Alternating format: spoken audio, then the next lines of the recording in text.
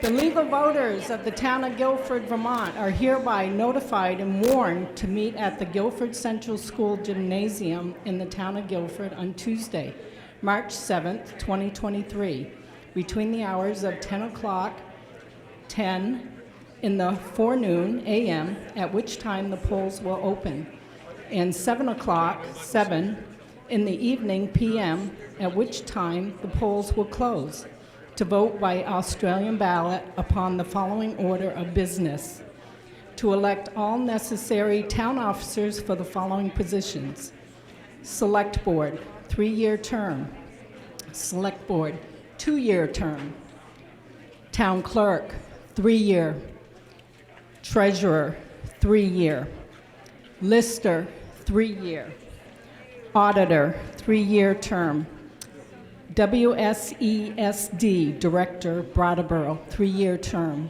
WSESD Director, Brattleboro, 1-year term; WSESD Director, Dummerston, 3-year term; WSESD Director, Putney, 3-year term.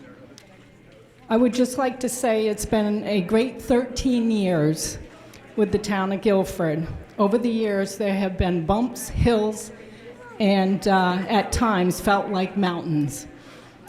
And with that, the town's support, I have gotten over all those bumps, hills, and mountains. Just letting you know, Guilford will always be my place.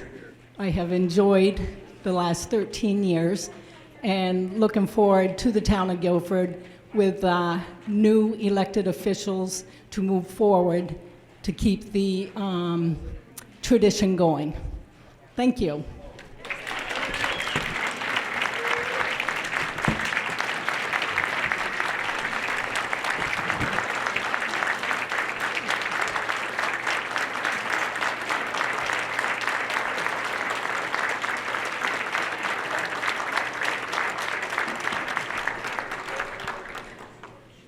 And also, I will need a runner for the microphone when there are questions. If somebody's willing to volunteer.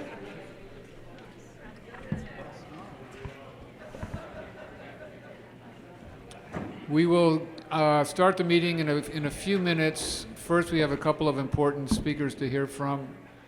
Sarah Rosso, who's going to present the Leadership Council's report on the school with a slideshow briefly. And then we'll hear briefly from our representative, Sarah Coffey. So with that, I will turn the floor over to Sarah Rosso, if she's ready.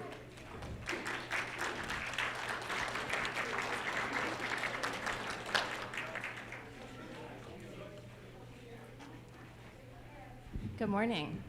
Thank you, Rick. Can you hear me? So my name is Sarah Rosso. I am presenting on behalf of the Guilford School Leadership Council. I work at the school as the Farm to School Program Coordinator, and I also am a parent at the school and I'm part of the Leadership Council. So the Leadership Council meets monthly. The meetings are open to the public. Anyone's welcome to join us, and they are the meeting times are posted on the school district website as well as the school Facebook page. So before I start, I would love to have Leadership Council members just stand up and wave so we know who those folks are. Leadership Council, so there's a few of them out there. And our principal, John Gagnon, is here. And all of us will be available at lunchtime to answer questions. I think we're probably not going to have time for Q&A during this presentation because we have lots of town business to get to, but we can answer questions if you track us down. So my goal here is really just to give you a quick overview, glimpse into what's happening at Guilford School this school year. So I'm going to keep it short and jump right in. So don't worry, this is my only slide with words on it. I'll show you lots of pictures after this. But first, I just wanted to give a quick overview and just say we have lots of new staff at the school, as well as lots of experienced veteran teachers. And those teachers and staff members are working really hard every day to provide enriching and engaging and creative education for our kids and to get them outside as much as possible.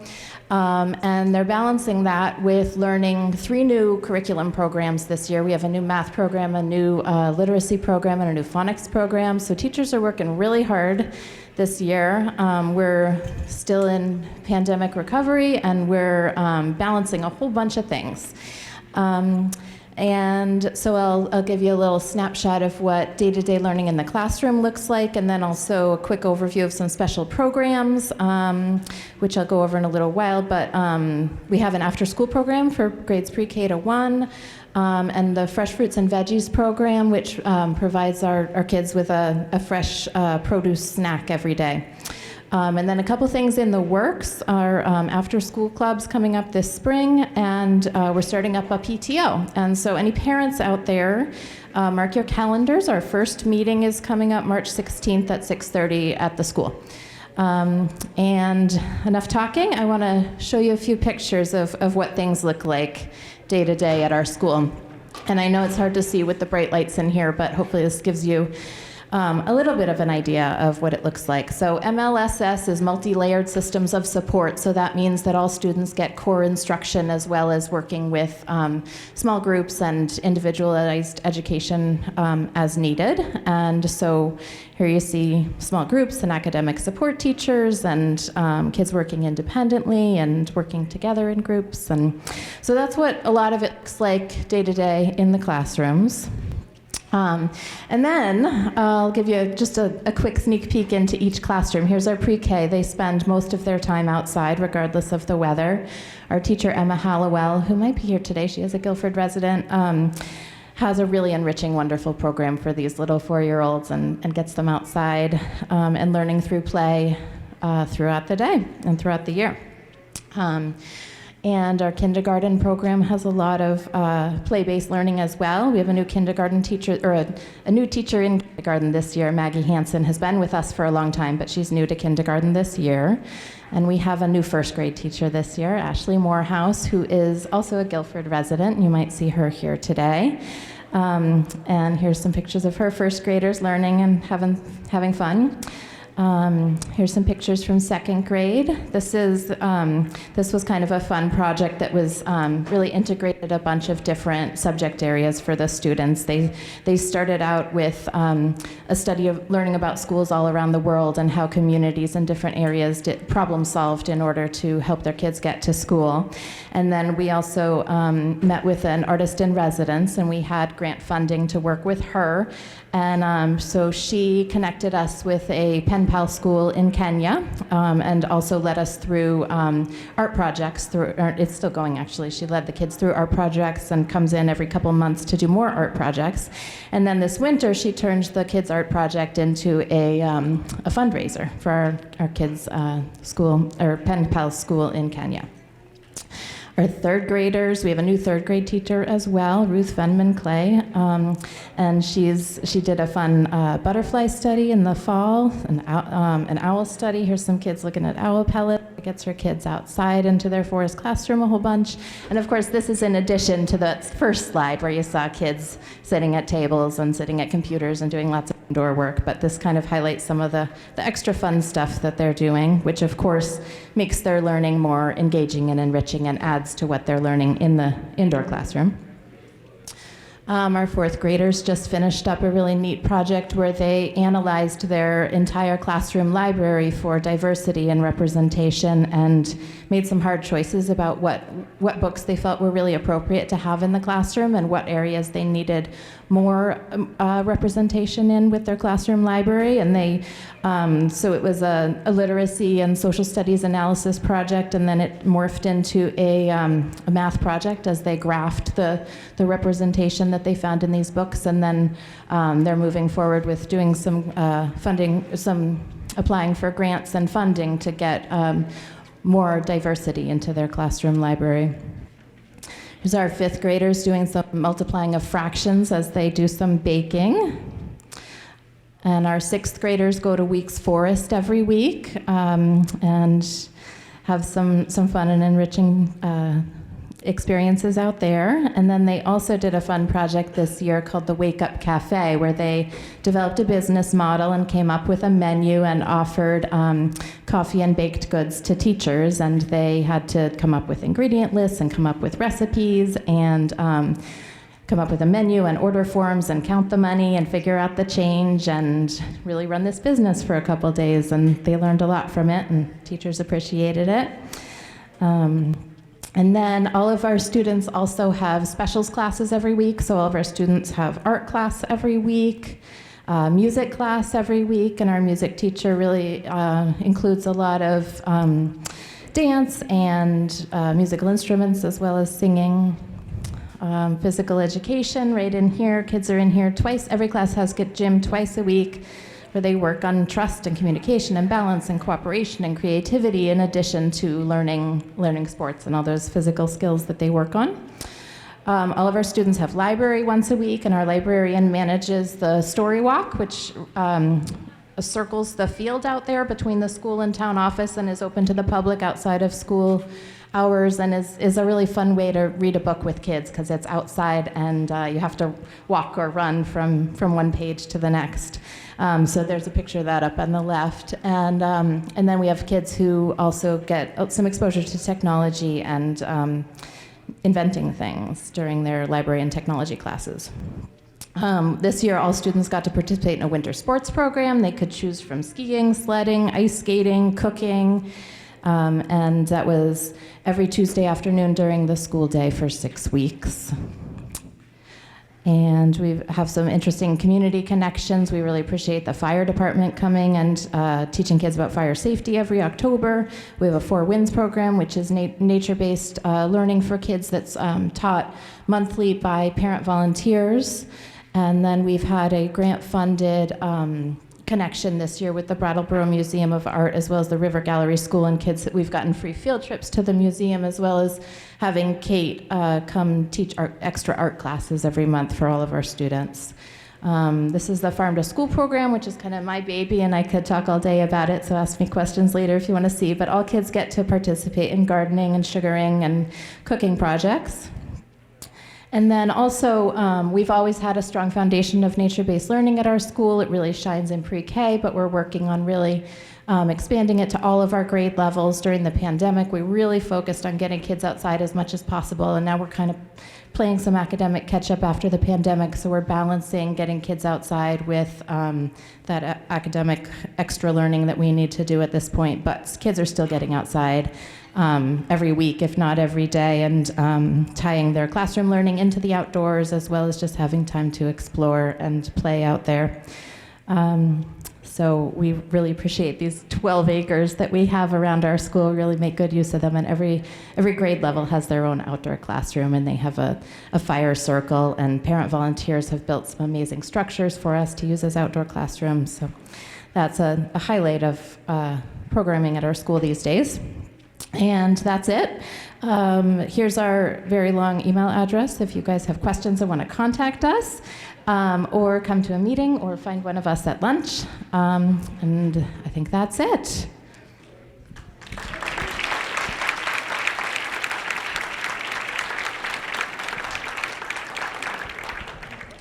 Thank you, Sarah, and thank you, Leadership Council, for all your work.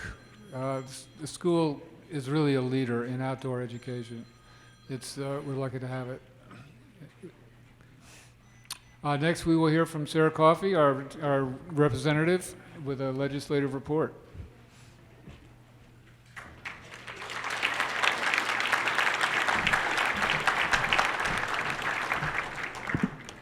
Rick is a lot taller than I am, so can you hear me okay? Okay, great. Hi, I'm Sarah Coffey. Joining me today is one of our two new Windham County senators, Wendy Harrison, and I want to say, as a delegation, we work really closely together, our state reps and our senators, so I want to give her the opportunity to go first. So please give a warm welcome to Wendy. Thanks, Sarah. Can you hear me okay? All right. Well, thank you for having me here. I love town meeting. It's just so wonderful to see residents sharing, and I've been to a couple of town meetings so far, and it's really helpful for new residents to learn our ways. I'm a Vermonter by choice, and I just value the community and the sharing so much. So this is my first year or biennium in the Senate. I'm learning a lot. I've been involved in government, but at a local level for all of my adult life. Senators serve on 2 committees. I'm on the Housing, Economic Development, and General Affairs Committee and the Institutions Committee. The Institutions Committee works on the 2-year capital budget. So that's the budget of the state that includes large projects. Also includes grant programs to municipalities. It includes corrections facilities. So we're speaking a lot about the need for a new women's correction facility. So that the largest part of that work will be after crossover, because the House works on that first. My highest, what I've been working on the most, and it's actually been a priority of mine and the state's, is housing in the Economic Development and Housing Committee. We spent 6 weeks on an omnibus bill, which is a bill that includes many different things on housing. We heard from employers, we heard from folks who are looking for housing, we heard from renters, we heard from advocates for fair housing, and housing hits everything. Housing is a critical issue in our state. So the bill includes many aspects. We looked at local zoning, and even though Guilford doesn't have zoning, some of these aspects will impact Guilford, because wherever single-family homes are allowed, this bill proposes that duplexes be allowed. And we heard no opposition on that. It's an easy way to allow additional housing. Where water and sewer is provided, and you do have some areas of that in Guilford, there will be a minimum density of 4 units per acre, which is not a huge density, and is seems reasonable to us. Towns won't be able to, and this is if it all passes, if it goes through, towns won't be able to require more than 1 parking space per unit. That one was controversial, and I just want to explain a little bit about it. What has happened is, especially in concentrated areas, the parking requirements have caused folks such as Wyndham Windsor Housing Trust to not be able to redevelop properties, because they'd actually have to put in more parking than is there now. So properties, older houses are just falling apart because no one's taking care of them. So that's been a problem because of parking. So this is what we're proposing. We'll see if it goes through. Something else to help older buildings is a program called V.S.A, and this is something you may be interested in. It's available throughout the state, and it's a program that provides up to $30,000 or $50,000 for units, for rental units, to be rehabilitated. And it's for private landlords. There are some restrictions that last 5 years, but it's still a great deal for the landlords. And what I like about it is it's very efficient. The state has found that the average cost per unit is about $36,000 to renovate a unit and get it back online, which is a third of the typical cost, which is more than $100,000 to create a unit. And so it's efficient, and then it also helps preserve the character of Vermont, because one of the things that's wonderful about Vermont, obviously, is the character, where we have hamlets separated by farms and fields. I mean, that's what people who live here love Vermont, and that's what people who come here want to see in Vermont. So I won't go on, there's more, but I'll stick around. I'm interested in hearing about what you care about. So I'm going to stick around if that's okay, and thank you very much for having me here.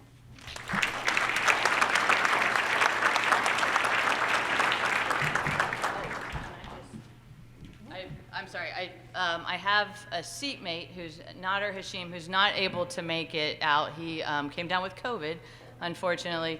So he and I have prepared a town report that gives you an idea of what we're doing, and it has our information on it, so you can contact us. Thank you. Thanks, Wendy. And I said it's really a breath of fresh air. It's wonderful. We miss Senator Ballant, who's now serving us in Congress for sure, and Jeanette White. But it's really great to have Wendy and Nodder with us in the State House. So thank you, Rick, and for giving me some time to speak today. I'll be brief, but this is one of my favorite annual traditions that we have here in Vermont, and it was one of the last things that we did before the pandemic hit. So it just feels terrific to be back in person, to civilly debate the issues of the day, and to vote, exercise our right to vote, and to be back. And it's wonderful. It's been really great to see in town how many things are going on, so many things at the Brattleboro Community Center, the library. It's really wonderful to see how people are coming together. But we know while the pandemic is somewhat in the rearview mirror, we are still, we're hearing how it's affecting our students in our schools, and certainly in the legislature, we are hearing and grappling with many of the effects of the pandemic. And so I just want to say on January 4th, we returned to Montpelier to resume the beginning of our 2-year biennium. And we are now at the 8-week mark, which is we are nearly halfway through the session. And so in the House, we're working at a fast pace to bring our priority bills across the finish line before the March crossover date. And at the State House, the money bills start in the House, which is the FY24 general fund budget, the capital budget, which you heard a little bit from Senator Harrison about, and the transportation budget. This year, I was honored to be appointed by the Speaker of the House as the new chair of the House Transportation Committee.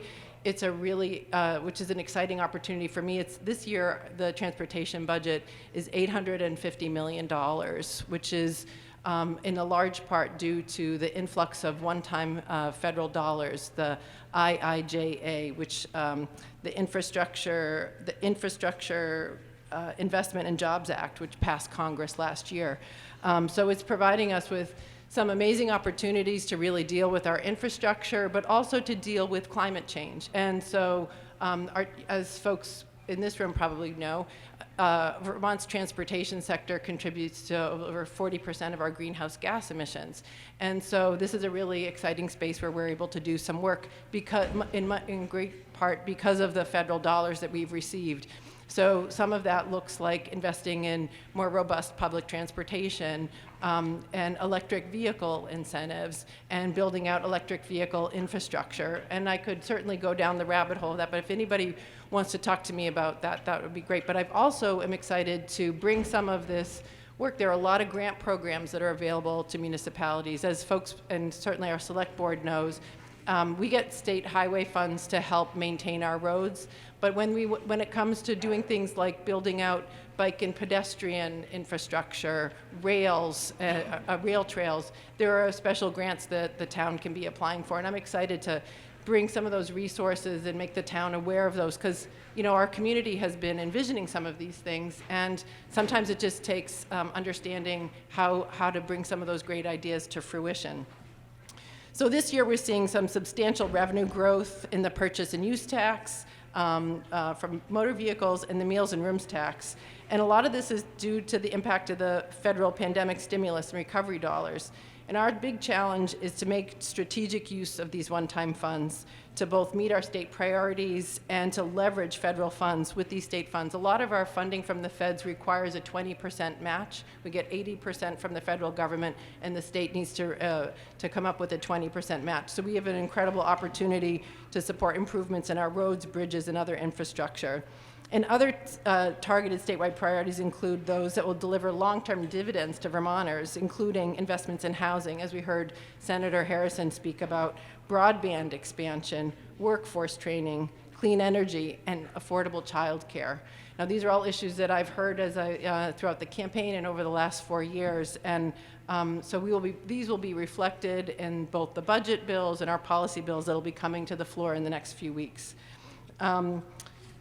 And I just wanted to say I'm really honored to serve Guilford as your state rep. I feel like it's such an honor and a responsibility to carry your voices to Montpelier, to share and communicate the work that we're doing, and also to help connect our community with some of those resources.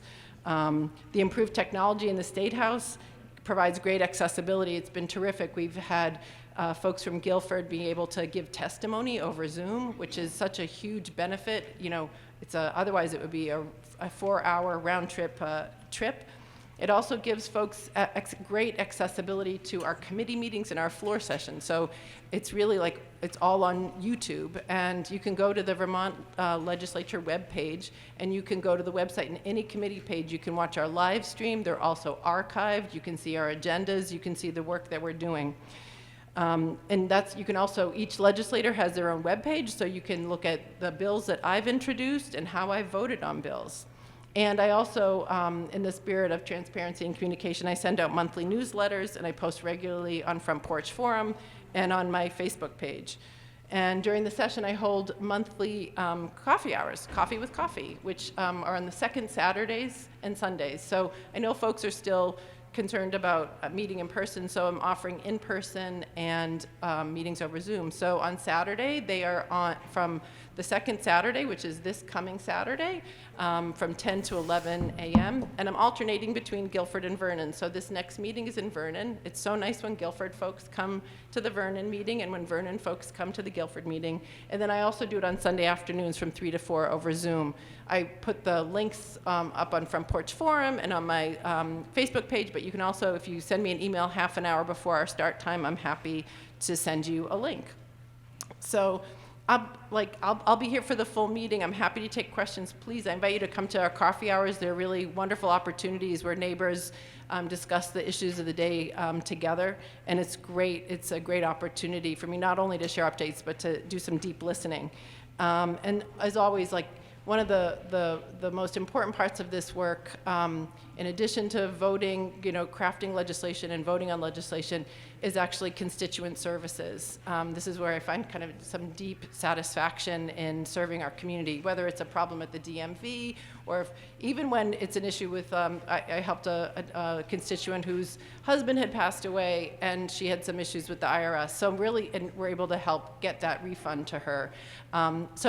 There's a lot to navigating state government, and oftentimes, while I don't have a magic wand all the time, I can help and connect you with some people. So I just want you to know that I'm here to help. And I sprinkled around some of my town reports, which has some of the highlights of some of the issues that, to give you a preview of what we're going to be voting on. And I have extra copies if you'd like one. And I also wanted to share, I have copies of this. I'll be giving them to some this is a Freedom and Unity. It's a comic book that the Secretary of State did in collaboration with the Vermont Humanities Council and the College for Cartoon Studies. It's a graphic guide to civics and democracy in Vermont. It's really amazing. It's not just for kids. I did share this when I visited the Cub Scout troop earlier in November after Thanksgiving, and I have copies of this if you're interested as well. So I just want to say, this town really relies on amazing people who volunteer and serve to make this community a great place to live and work. But it also really depends on people who, we benefit from the great people who work in our town office. So I wanted to invite Branda Porch, our town poet laureate, to join me. To acknowledge and thank Penny Marine for her 13 years of service as our town clerk. Please join me.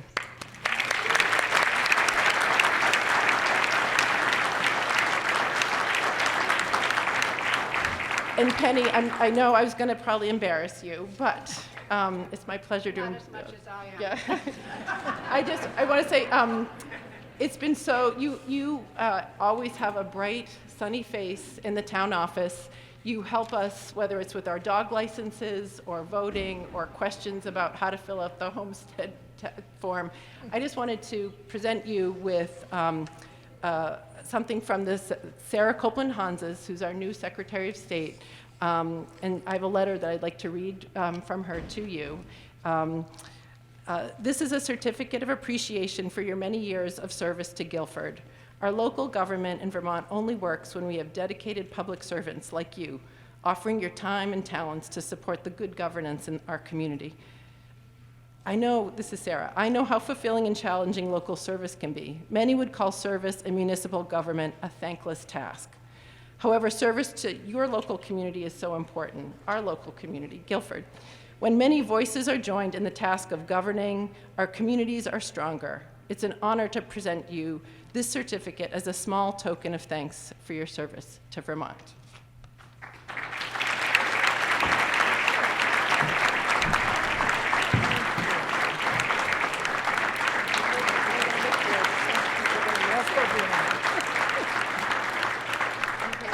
And Miranda is going to do her part. Okay. So I asked some of Penny's coworkers to give me their own snapshots of Penny.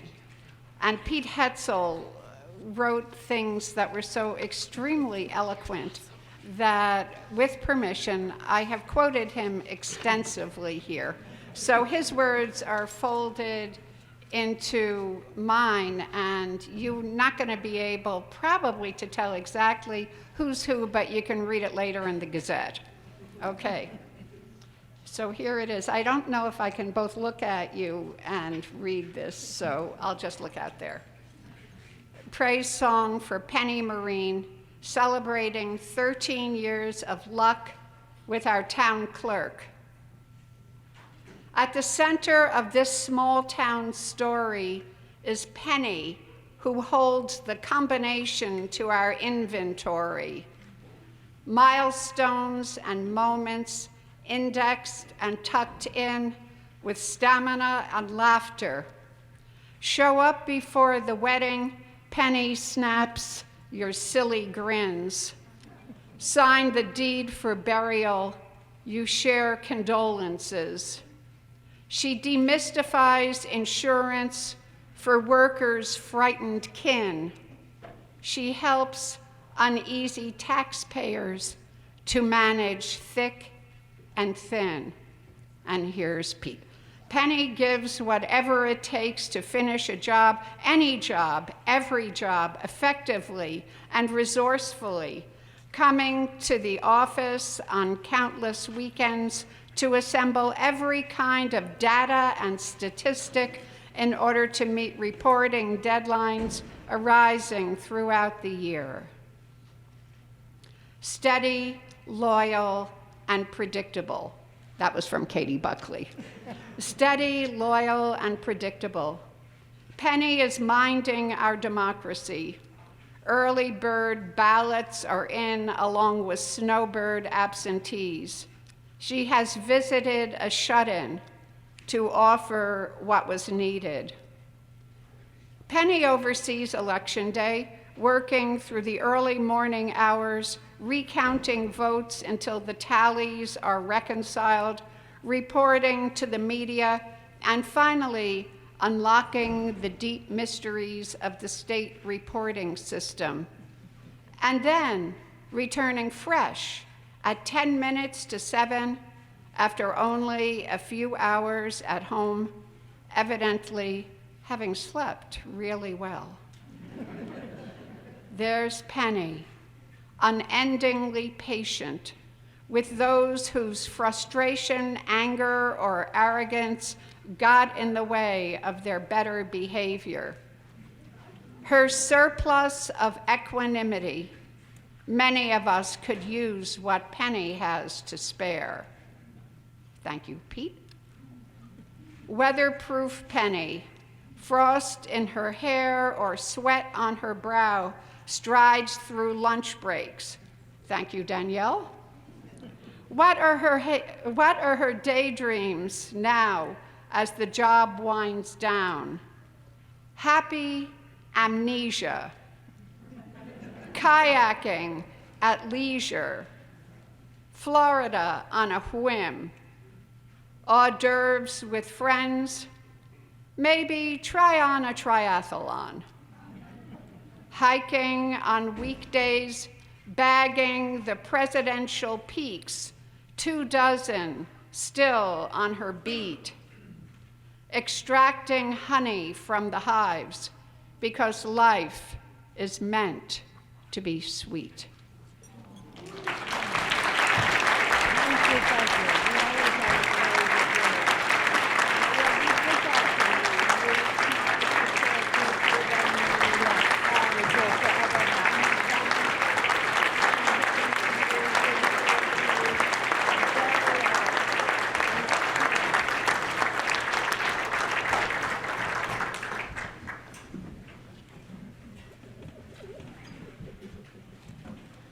Thank you, Senator Harrison. Thank you, Representative Coffey. Thank you, Penny.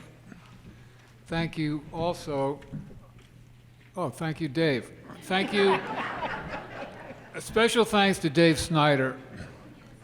I was at the Vernon Town meeting last night trying to learn to be a better moderator, and although their gym is about 5 times the size of this one, this sound system is twice as good.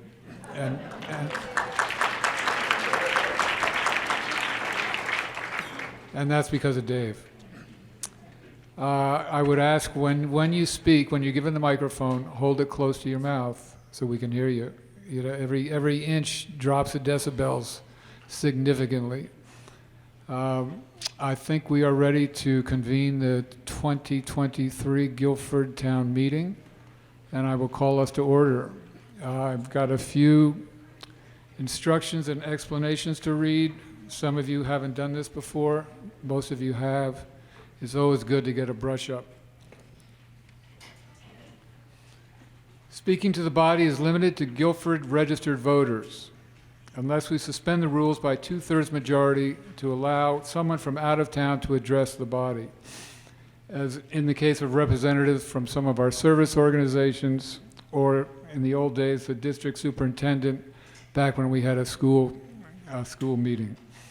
You may hear me say, with your permission, or if there is no objection, we will allow so-and-so to speak.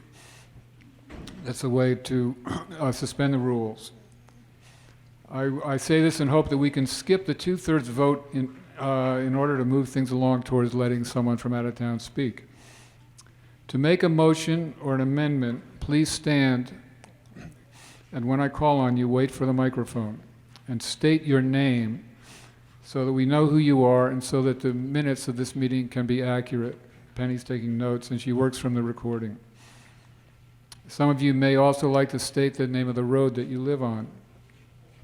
A motion can be amended, and an amendment can be amended, but there can be no third amendment, because that would be too confusing.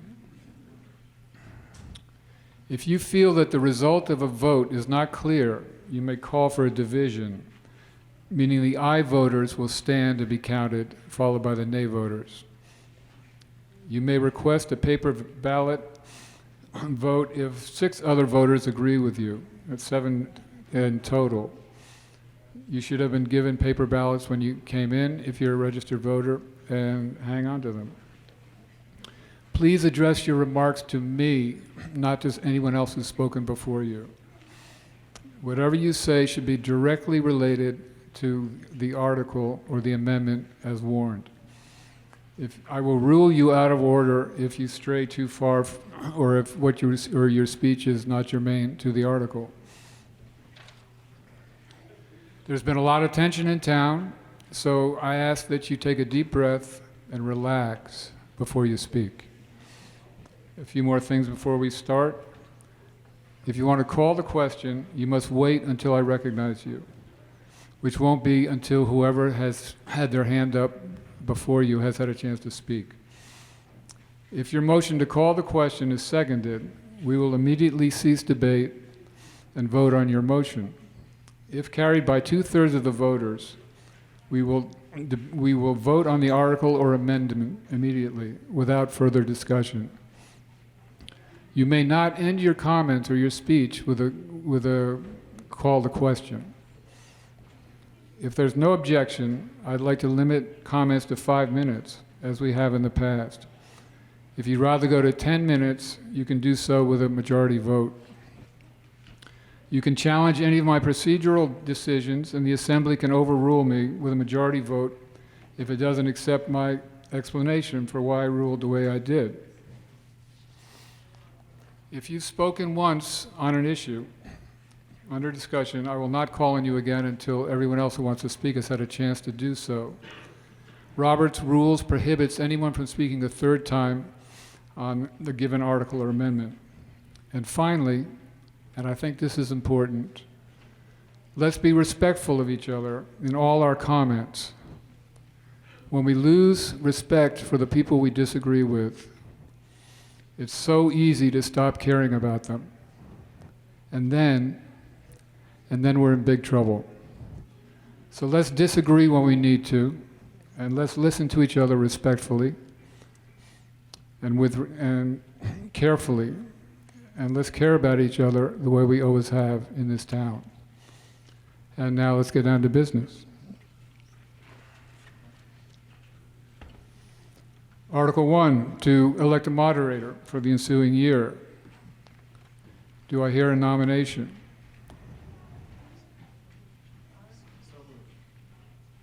So moved. Is there a second? Okay. You got that? Are there any other nominations? Or what was that nomination? Who are you nominating? Oh, Rick Seymour has been nominated. Are there any other nominations?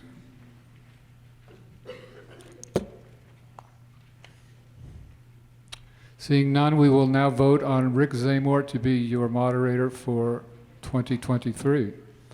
All those in favor say aye. Aye. All those opposed say nay. Thank you. Okay. I will do my best. Article 2, to hear the report of the auditors. Is there a motion?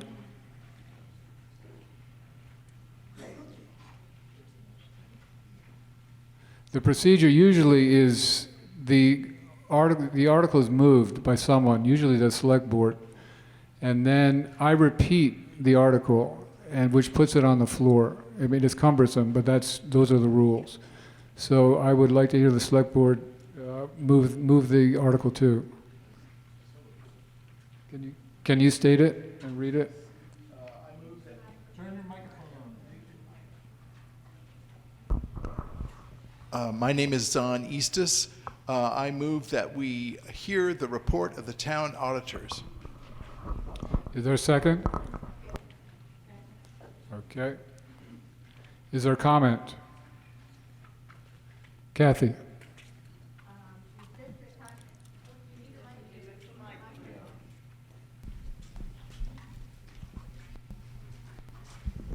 Kathy Wilkin. Is this the time to give the report? For corrections or? Sure, go ahead.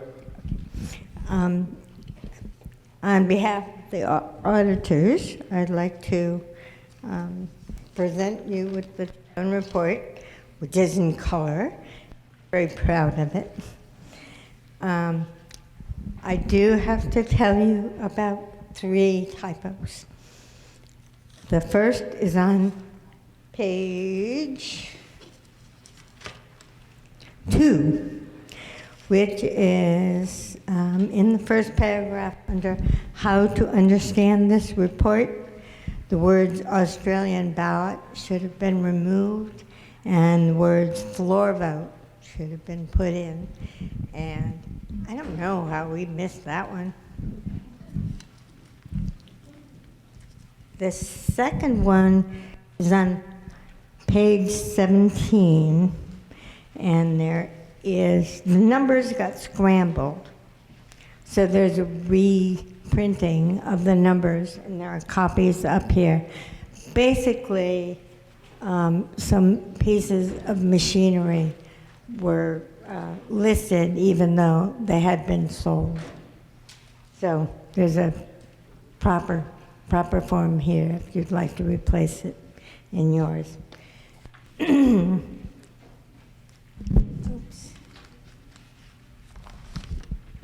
And the third one is way at the end on the bottom of page 74, which is the DV fiber representative, was actually this past fiscal year was on East Days. And those are the only 3 reports. We're getting better. Mistakes I made. Thank you, Kathy. Any other comments? Nice report. Yes. Leah, do you have a comment? Oh, wait for the mic. And state your name. Leah Gassner with Guilford Cares, and I just wanted to note that under the service directory on page 75, the post office box for Guilford Cares is 2517. It's in all our other literature, so I don't believe it's a problem, but I'll forget to tell you during the year, so here you are. Other comments?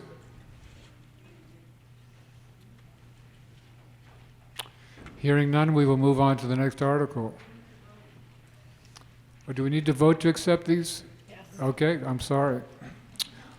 We will now vote on accepting the report of the auditors. All those in favor say aye. Aye. All opposed say nay. Okay, and you have accepted the report of the auditors. Thank you for that guidance. Okay. Article, do I do it now? Go ahead. Okay, can you hear me? Article 3, to hear the report of the Library Trustees. Do we move on to Article 3 to hear the report of the Library Trustees? Is there any comment?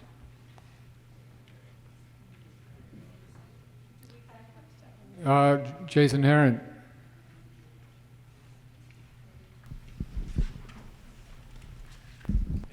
Thank you. I was wondering, do we need to make a motion for that? Because I would like to hear this report. So I would like to make a motion to hear this report.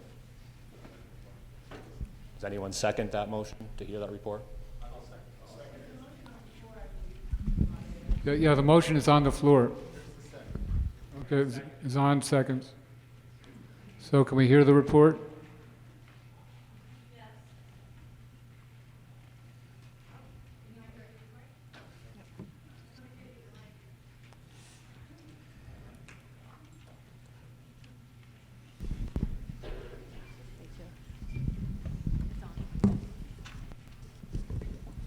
So I didn't stand up when I should have. I apologize for that. My name is Laura Lawson Tucker. I'm the co-chair of the Guilford Free Library Trustees, and I'm here to point out some highlights from our year. The library's been humming with activity for the last 12 months, and we're very proud of our rich programming. We've returned to in-person, and once a month, we're still offering hybrid story time for families. It's a hardship to get out. Our summer camps remain wildly popular, and we're so proud that all of our summer camps are free for all Guilford residents. And this is for grades kindergarten through grades 8. This past summer, we served 259 children. So that's quite an accomplishment of some rich summertime literary activity.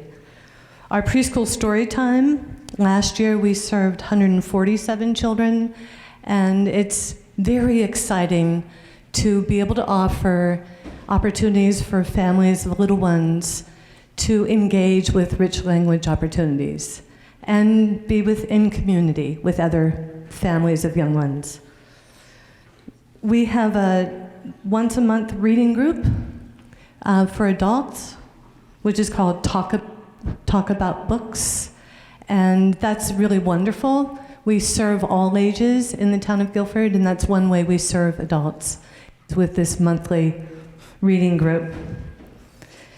It was pretty wonderful this past year, our Halloween celebration, which really brings out people of all ages, based in Guilford Center, and it's all outdoors. And we followed an accordion player who happens to be Tucker, and went down to the playscape, had stories and songs, and enjoyed one another's company. Our library is available for community meetings, and that continues to happen and always has happened. We have outreach activities, so we make sure that those Guilford residents who can't get out for whatever reason it might be, they receive a visit from the librarian and receive books. The librarian also comes here to the school and once a week reads to the kindergarten. That's part of the Read for America program. And Kathy has done that for years. So this is a little bit challenging with one hand, so bear with me. See if I can do it with this hand. So we are our town's municipal library, and we're super dedicated to meeting all the needs that are appropriate for libraries to meet with no fees. And we offer lots of opportunities to borrow things. One might think books. Well, it goes so much more beyond that. Books, also audiobooks, but also toys and puzzles and skis, snowshoes, and thanks to the Recreation Commission, some e-bikes are being purchased that can be borrowed. So it's pretty wonderful that we're such a resource for Guilford citizens. Books can be requested anytime, and we're not limited to picking up your books to when we're open. We have a tub on the front porch, and anyone at any time can request a book, and they'll be left for you in that tub on the front porch. So accessibility is what we're very dedicated to. Our Wi-Fi connection is available 24/7. So folks can, and it happens all the time, sit in our parking lot at all hours and have access to information. We have 3 new computers and a special camera for hybrid meetings, and these were obtained from grants intended for that purpose. We have park passes. I don't know if anyone knows that, if you know that. In the summer, you can come and you can borrow a pass to a state park, so it's free. You have free access to any state park. And this past year, we circulated more than 4,300 library materials and loaned almost 300 materials to other libraries. So that's interlibrary loan. So not only do we benefit from other libraries in the state, but other libraries benefit from us. Our online, there's quite a list of online resources thanks to the Vermont State Department of Libraries. Anybody can access that.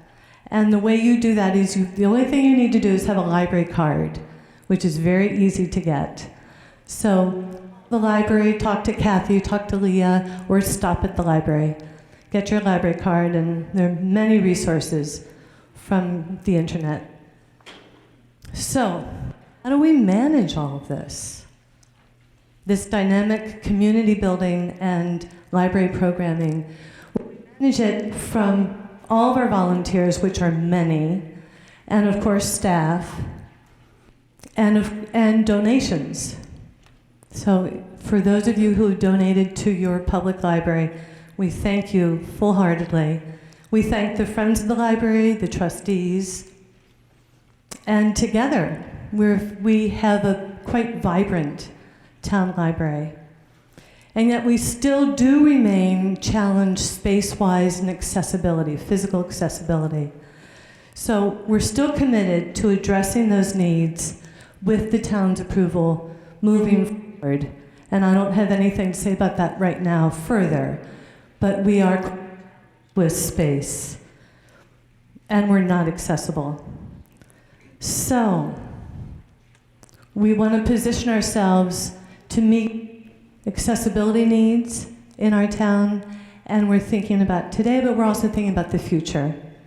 So please visit us. Get to know us if you haven't already, and enjoy and make use of your library.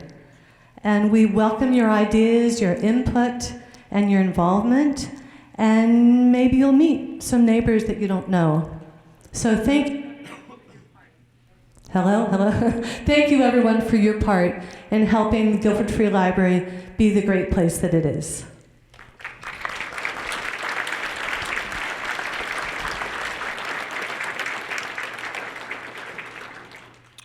Other comments?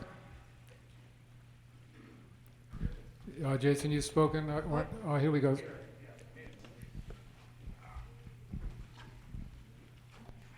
Gary Swindler, Chuck Farm Road. Just another committee member on the Energy Committee reminded me that technically we arrange for the e-bikes, and it's collaboration with the Rec Committee, but I just wanted to clarify. Thank you. Glad you did that. Jason?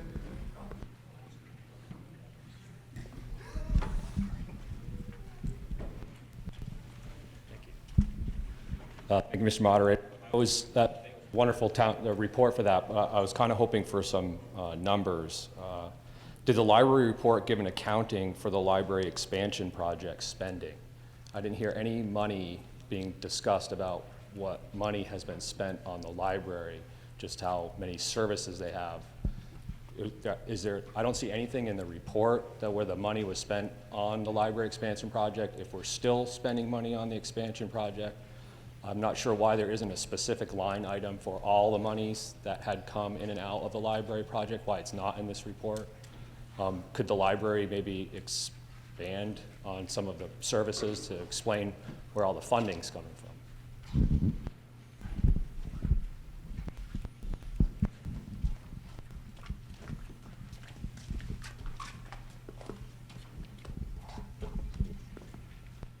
Any other comments?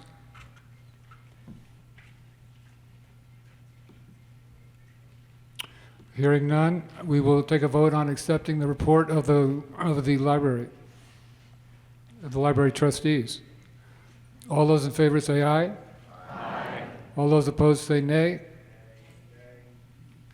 And the ayes appear to have it.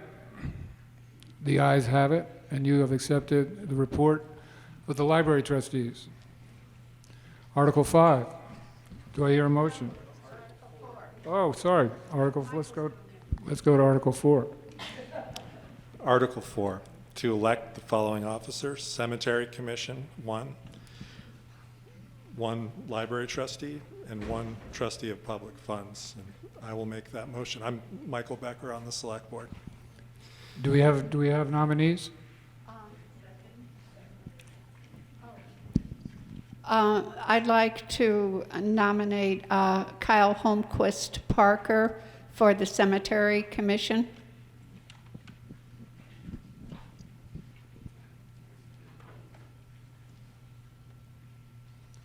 Why don't we hear all the nominees? We can vote on all of them. Or should we vote on them one at a time? Yes.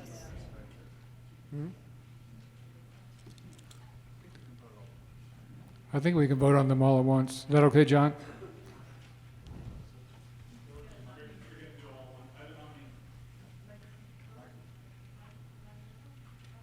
John, you have a nomination?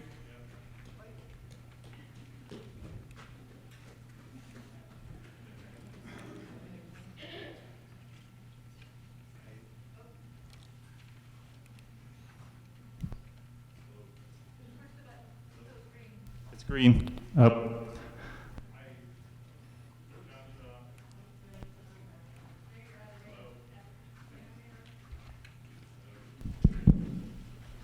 Hello, John Shaw, East Mountain Road. I have a nominee for library trustee. I'd like to nominate Judith Sirkin. She's a longtime trustee up for a new term.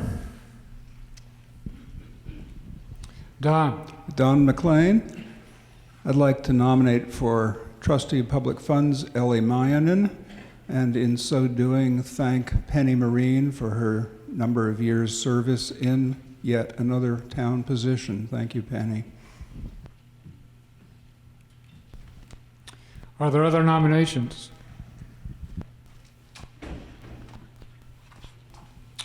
Seeing none, we will now vote.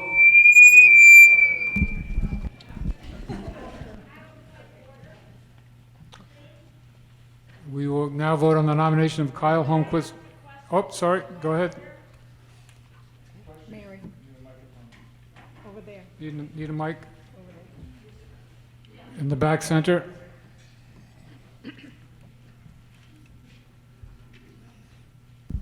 Thank you.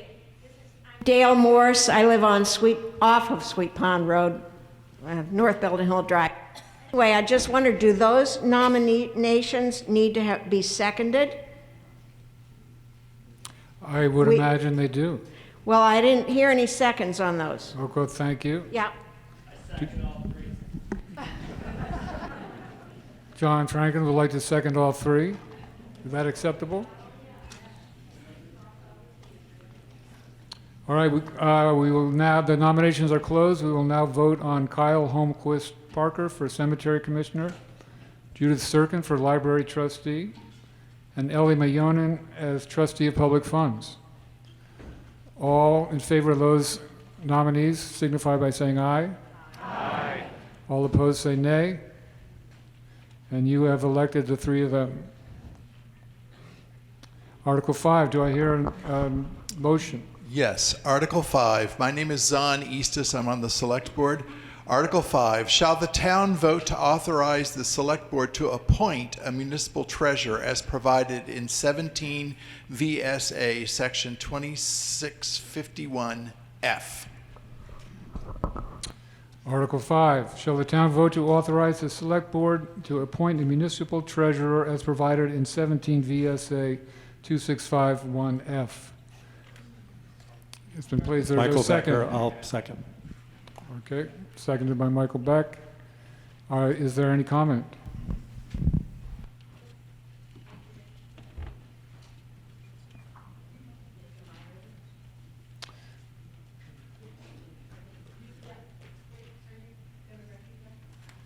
Okay.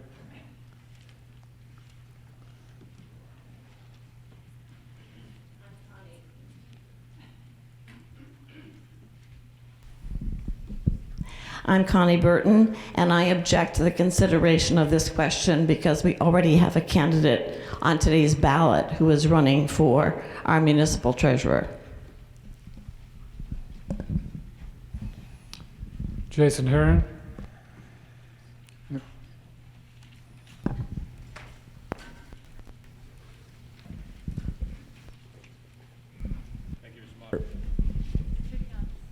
Thank you, Mr. Moderator.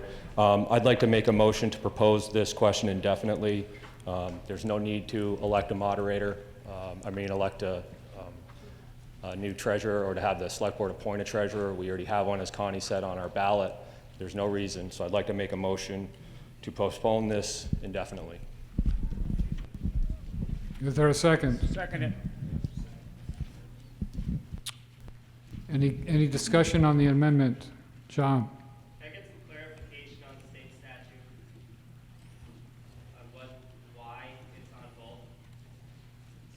Some clarification on the state statute?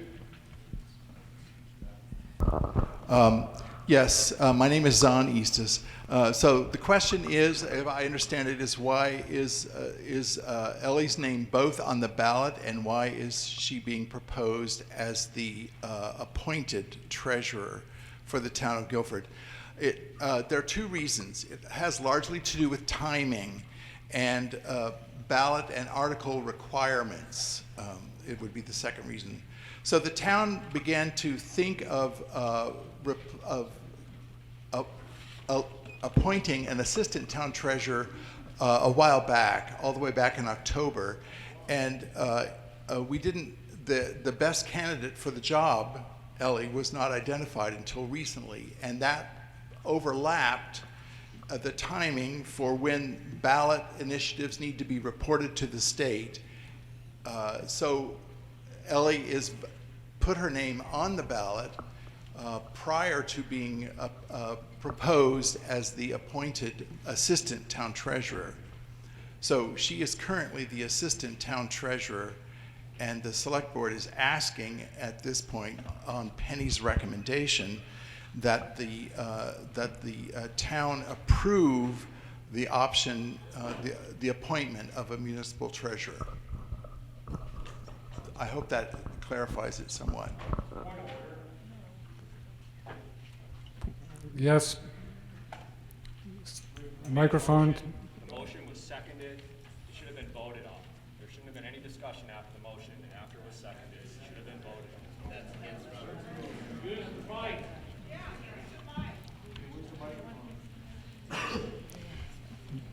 Time to vote. Okay. We will now vote on the amendment to Article 5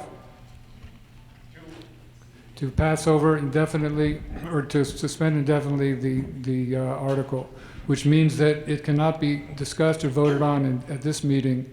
It will take another town meeting to come up again. All those in favor of suspending indefinitely the article signify by saying aye. Aye. All those opposed say nay. Nay. And you have, the nays appear to have it. The nays have it, and we will continue discussing Article 5. Any other comment? Okay, Jason, this is your third time. You have to wait until everyone else has spoken. The question has been moved. Is there a second? Oh. Okay. We have one. Dale had her hand up before the question was moved. Dale, go ahead. I'm Dale Morse, North Belden Hill Drive. I have not spoken on this question yet. So my question for the select board is, what is the advantage for our town to have the treasurer appointed versus elected? I think that's the question that we as a town have to consider. What is best for our town? We've always elected our treasurer. Why would we consider now changing and appointing our treasurer? Is there an advantage? And can you explain that for us, please?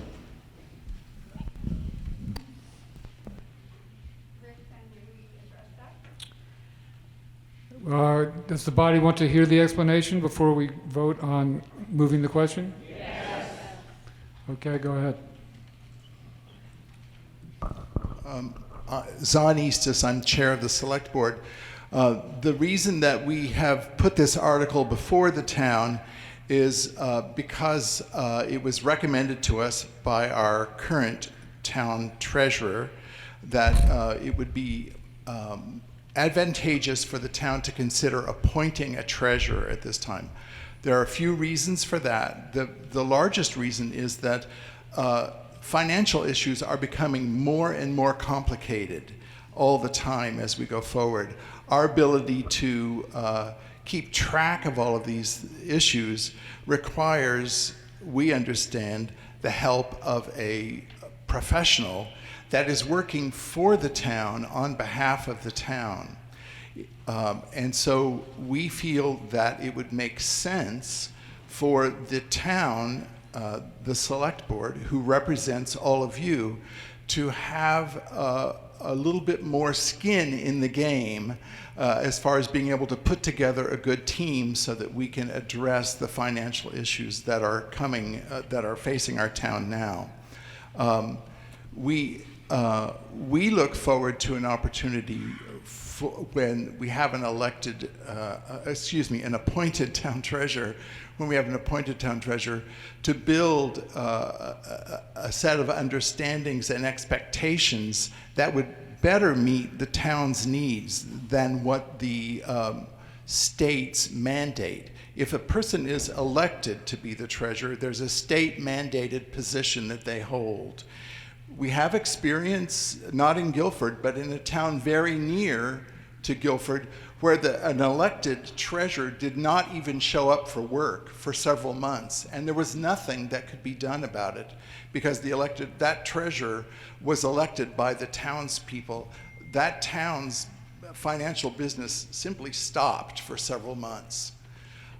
And now there's been some legislation altered so that the town has the opportunity now to appoint a treasurer, which brings it a little bit tighter inside our town's administration, and the select board can actually provide a tighter set of expectations than the state's mandate, which we believe would suit our town at this point.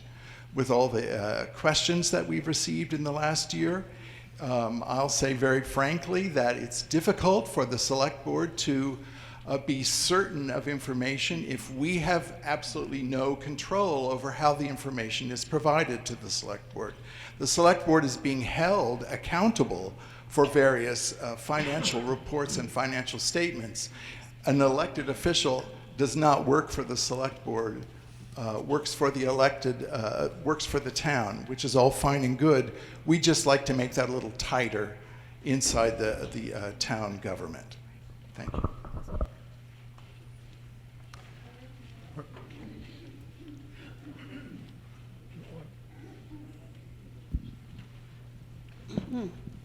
I'm Veranda Porsche, Vice Chair of the Select Board. Another aspect that Zahn didn't mention is continuity.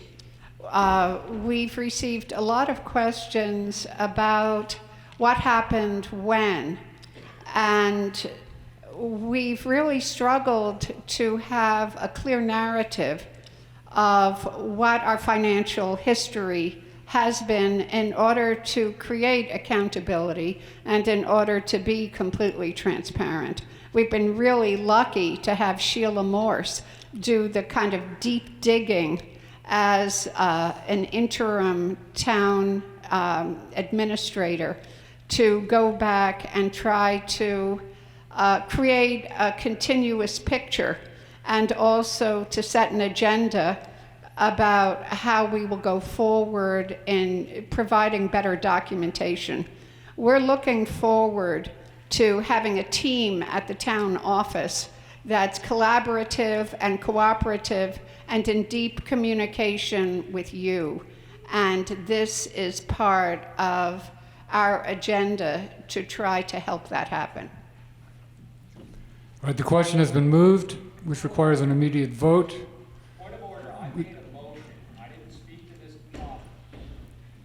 The question has been moved, Jason. We need an immediate vote.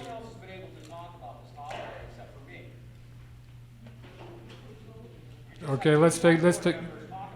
Can we vote on additional comments?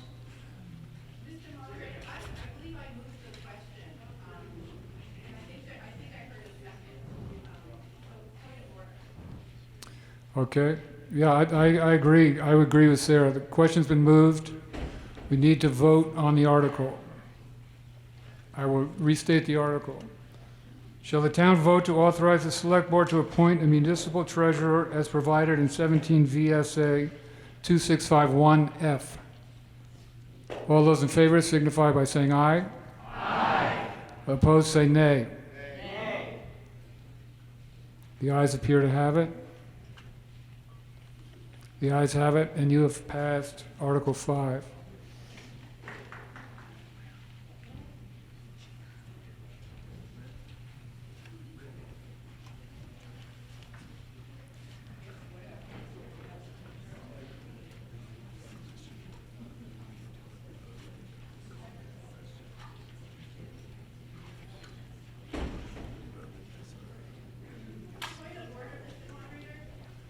Yes.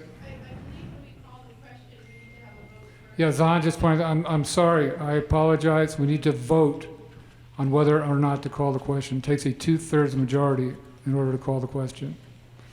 My mistake.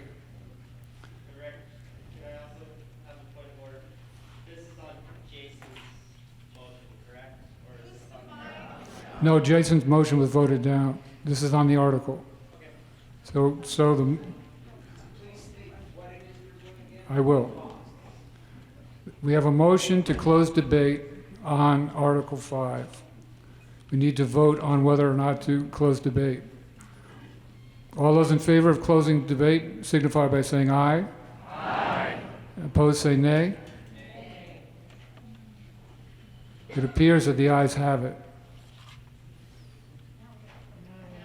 The ayes have it. All right, now, and again, my apologies. Now we will vote on Article 5, which I will restate. Shall the town vote to authorize the Selectboard to appoint a municipal treasurer as provided in Vermont 17 V.S.A. 2651F? All those in favor signify by saying aye. Aye. Opposed, say nay. Nay. The ayes appear to have it. The ayes have it, and you have approved Article 5. I omitted a word of thanks earlier to the Guilford Country Store, Belinda and Allie, who are here. This is something new and looks pretty enjoyable. Also, I've been asked to thank and introduce Dan Ingold, who is our new Emergency Management Director. Dan, do you want to stand up? And there he is, Dan Ingold.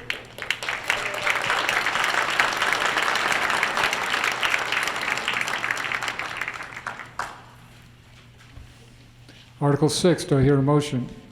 Yes, Article 6. I'm still Veranda, still the vice chair. Shall the town vote to authorize highway fund expenditures in the amount of $1,041,439 for fiscal year July 1, 2023 to June 30th, 2024, for which revenues will be raised through taxes and other sources according to 17 V.S.A. Section 2664. Second. Okay, the article has been moved. I will restate it. Shall the town vote to authorize highway fund expenditures in the amount of $1,041,439 for fiscal year July 1, 2023 through June 30, 2024, for which revenues will be raised through taxes and other sources, 17 V.S.A. 2664. Is there discussion? Danny? Oh. Come in. Where? Right there, right next to you. Oh, okay. Sorry. Hi, I'm Dan Zambruski, the highway foreman. The budget has gone up this year because just the cost of living. I mean, fuel, gravel, salt, sand, materials. The cost of living's gone up, so that's why the budget's gone up. We try to not have it go up too much, but you do have to increase your budget every now and then. So, and this year we're going to be paving 2 miles out on the Hollow Road from the old Guilford Recreation Pool, 2 miles out towards the Weathered Hollow Pond. Last year we paved almost 5 mile of road. COVID really put the kibosh on some stuff for a couple of years, and we tried playing catch up last year on paving. So other than that, our normal regular routine maintenance we do and try to keep the roads passable and smooth up best we can. Thank you. Other comments? Tara?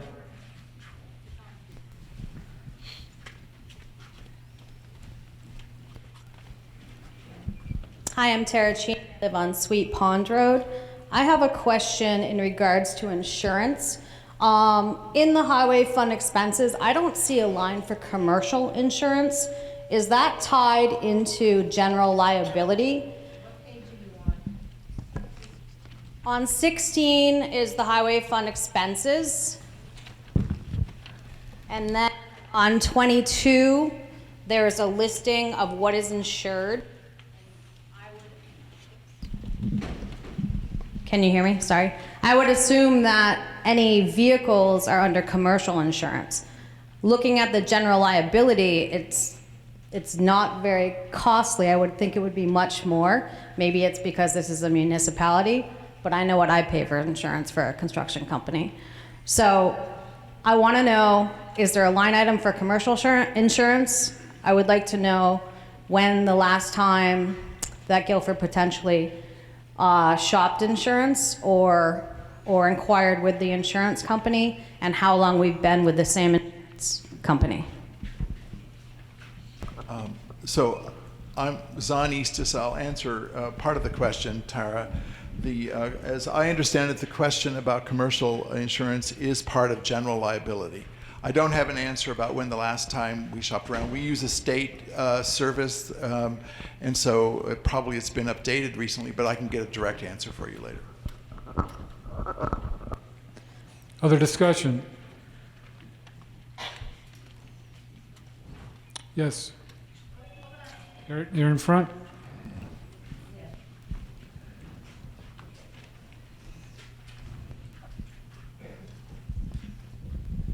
I would like to know why on road resurfacing you asked for $130,000 and you only used $4,484, and then you asked another $130,000 for this year. What happened to all that $130,000? Can you state your name? Marilyn Stone from Sweet Pond. Thank you.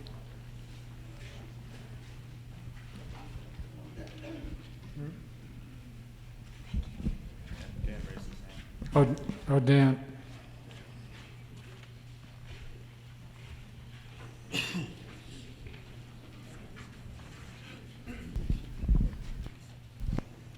Dan Highway. Last year we paved quite a bit of paving, and we got a $175,000 grant, and the money that we used for the last couple of years for paving came out of our capital surplus for paving.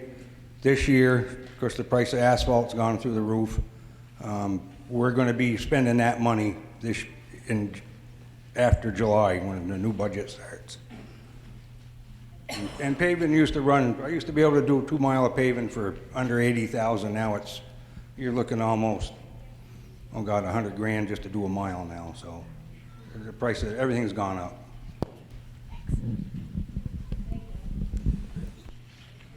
Sheila? I just want to correct a couple of terms. One is this is for fiscal year 2022, and there wasn't a lot of paving done in fiscal year 2022. Fiscal year 23, there was a fair amount of paving. That was between July of last year and now. So that's fiscal year 23.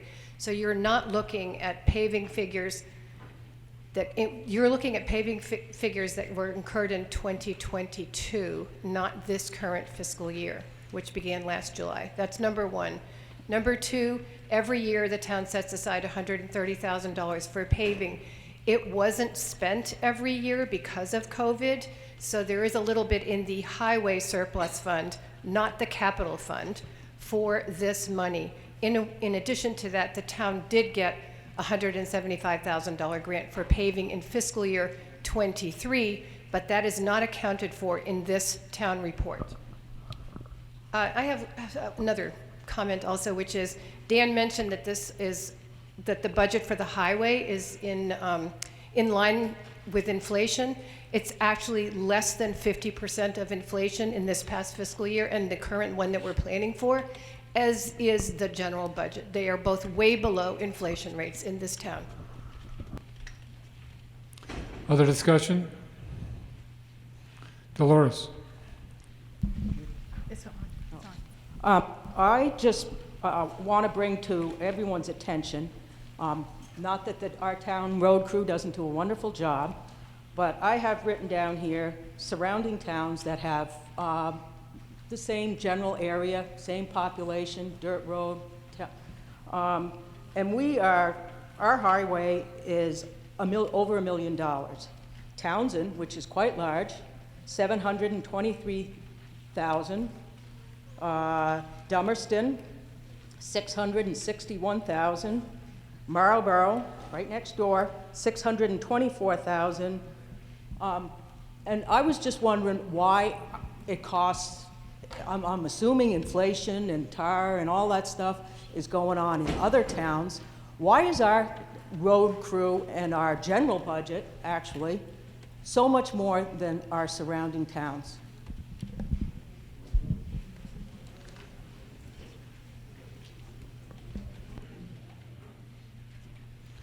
Dan, did you want to answer?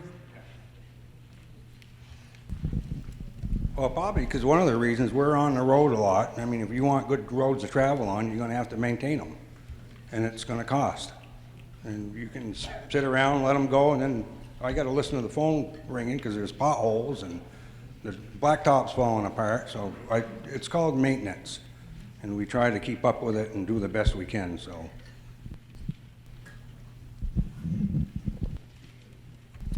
John.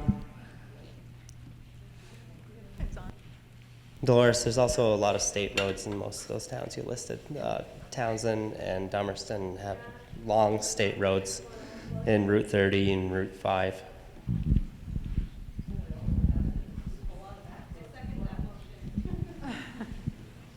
Other discussion?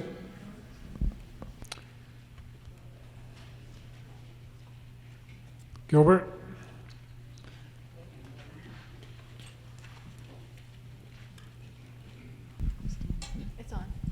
I'm Gilbert Ruff from South Belden Hill. I support this resolution and I support its increase, and I want to personally thank our road crew for hard and dedicated work all year round. Thank you very much.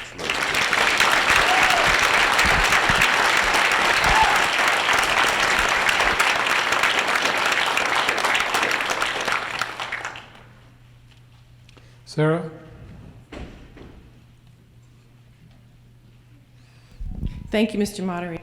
And I want to echo the sentiments. We want to thank our road crew. And maintaining roads is a much less expensive way than rebuilding roads later. I have a question in the report on pages 16 and 17, and maybe a member of the Select Board could answer this. I'm noticing that in the Highway Fund, the revenues are $1,033,439, whereas the expenditures are $1,041,439. So my question is, those numbers would typically match? You would see revenues against expenses, so I think it's $9,000, and I'm just wondering if there's something missing or if there's an explanation that I'm not understanding. And honestly, this is because I'm now on the Transportation Committee and I pay attention to these issues now. So thank you so much. Very good. May I answer? Very good eye, Sarah. Thank you very kindly. We don't have an answer right now. We can get an answer. I don't know why it's printed as it is. Other discussion?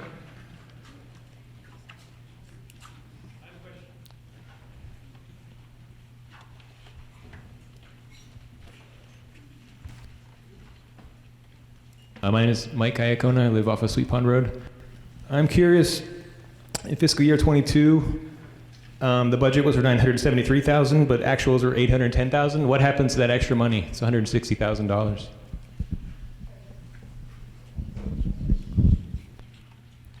What page was that? 16. 17.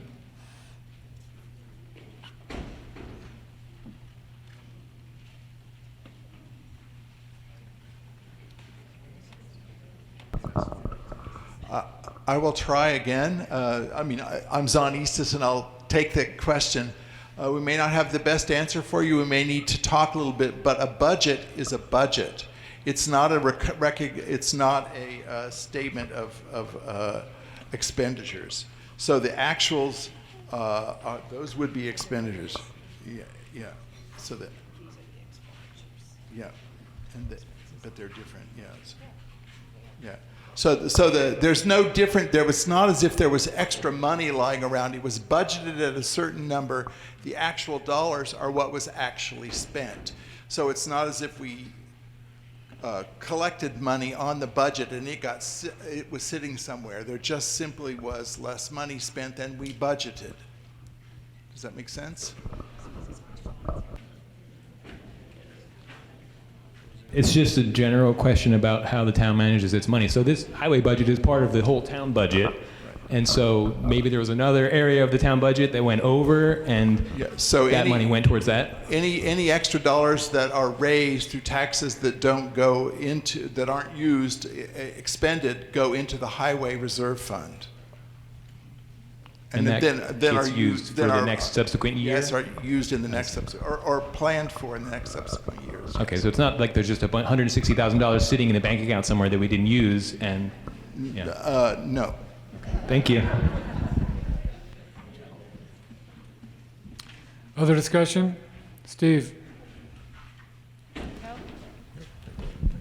Steve Lemke, River Road.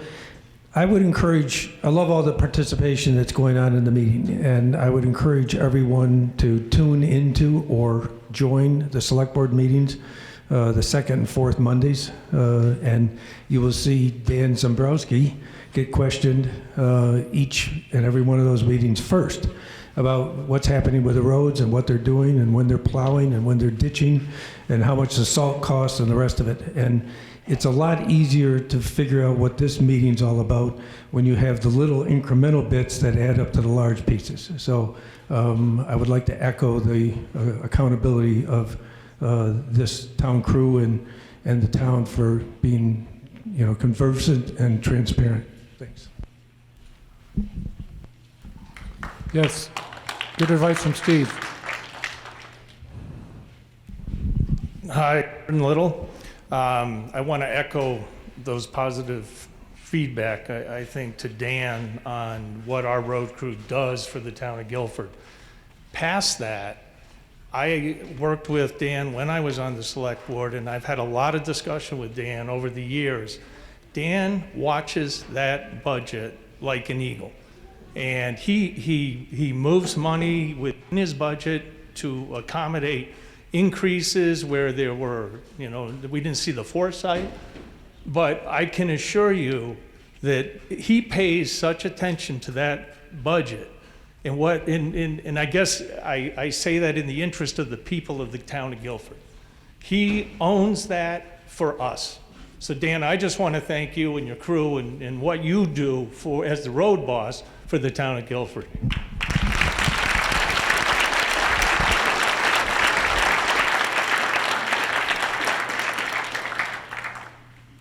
Are we ready to vote, or is there more discussion? Seeing no hands, we will now vote on Article 6. Shall the town vote to authorize highway fund expenditures in the amount of $1,041,439 for fiscal year July 1, 2023 to June 30th, 2024, for which revenues will be raised through taxes and other sources? 17 V.S.A. 2664. All those in favor signify by saying aye. Aye. All those opposed say nay. And you have passed Article 6. Just a order of the day. I think lunch is going to be ready in about 10 minutes. Do people want to stop then? You want to go a little longer? Or you want to break for lunch at noon? What's your pleasure? Keep going? Well, okay, we're not going to, I don't think we're going to get through the whole list of articles before lunch unless we make them wait. So, okay, well, let's check in again at noon, see where we are. Excuse me, Evie. Wait for the microphone, please. Evelyn McLean, I just want to be courteous towards the country store that is putting this lunch on for us and be sure that we are mindful of that schedule. If we keep going and going, then they're going to be sitting there with wilting lettuce and the like, and we don't want to eat that. So I think we should try to keep to a reasonable schedule. No, I agree with that. I think if we go to noon, that's reasonable. Article 7, do I hear a motion? Michael Becker, Guilford Select Board.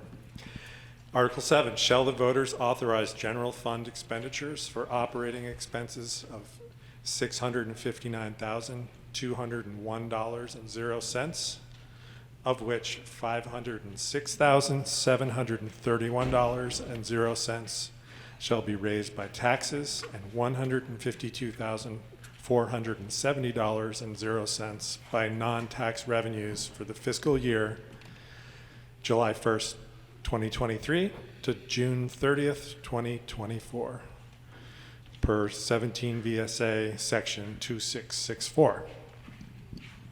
I will now restate the article, and that will put it on the floor.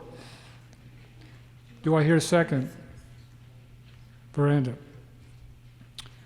Article 7, shall the voters authorize general fund expenditures for operating expenses of $659,201, of which $506,731 shall be raised by taxes and $152,470 by non-tax revenues for the fiscal year July 1, 2023 to June 30th, 2024, 17 V.S.A. 2664. Is there discussion? It's Patty. I don't know how to work this. It's on. Okay. Just hold it close. Mr. Moderator, I'd like to make a motion to divide the question so all parts of the proposed general fund expenditures on pages 11 through 15 are open for questioning. We're not allowed to do that. We cannot go through the budget line by line and vote on each line item. We'd be here for a month. And what the article states is voting on the bottom line amount. We can discuss what's in the budget, but we cannot pick the budget apart and vote on line items.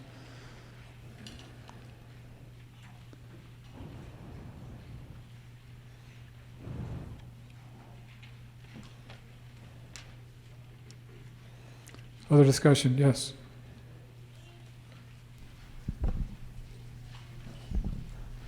Chip Woodruff, Merrynook Road. I'm wondering what the other, hold on, I can't read it. The other sources are other than taxes.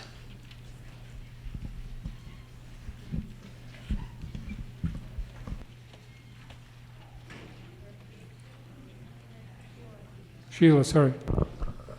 So if you look at, hold on a second till I get to the right page. So page 9 and 10 show general fund revenues. The first subtotal is,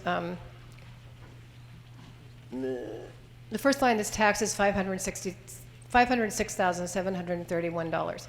We also have income from Algiers Fire District, license and permits, state funds, going to page 10, town clerk fees, and interest earned, and then miscellaneous cash receipts. So the difference between the amount that is raised by general taxes and the total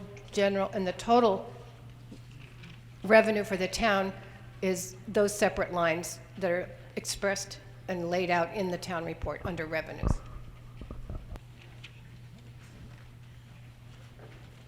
Patty, just going back to your comment, you can propose an amendment to lower or raise the amount in the article, and we can vote on that, and you can explain your reason for doing so.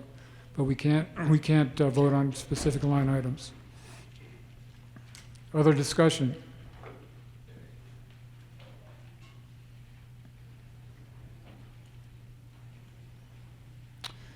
It looks as if we're ready to vote on Article 7.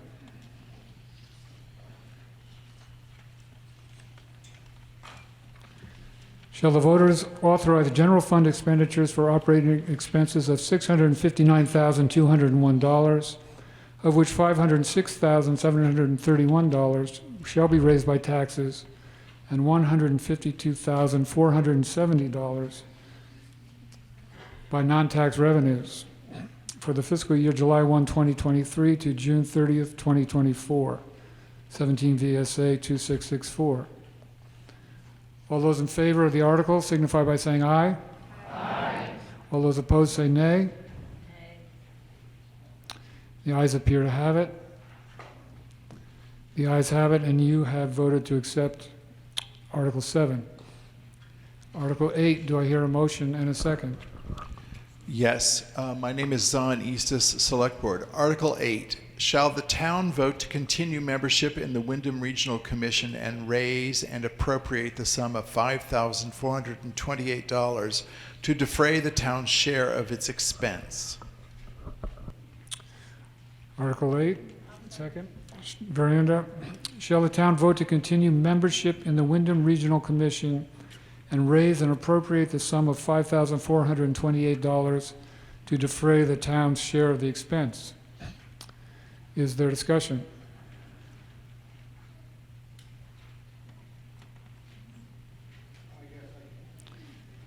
I see no hands. Oh, Dan does. Sorry, Dan.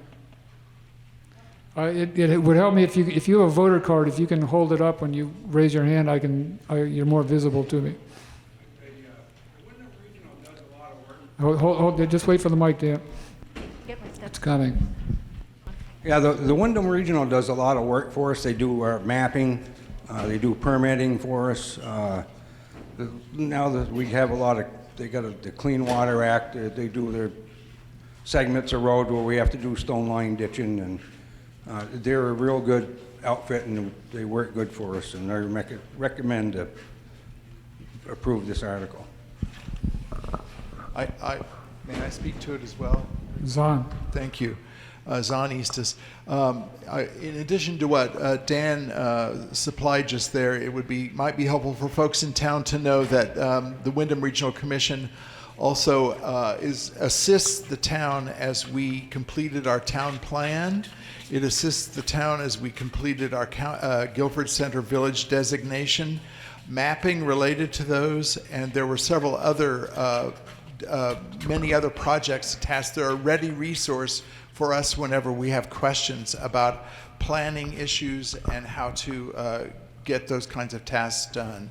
Also, we're looking, one of the issues that's, I think, of a special interest to Guilford coming soon, we're learning more and more about it as we go. They just changed their charter, the Wyndham Regional Commission did, which will allow towns now to band together to get certain kinds of services that prior to this were too expensive for Guilford to afford. We haven't had a number of positions filled recently because we just can't afford it. But now the Wyndham Regional Commission will be assisting us so that we can build collective possibilities with collaborations with other towns.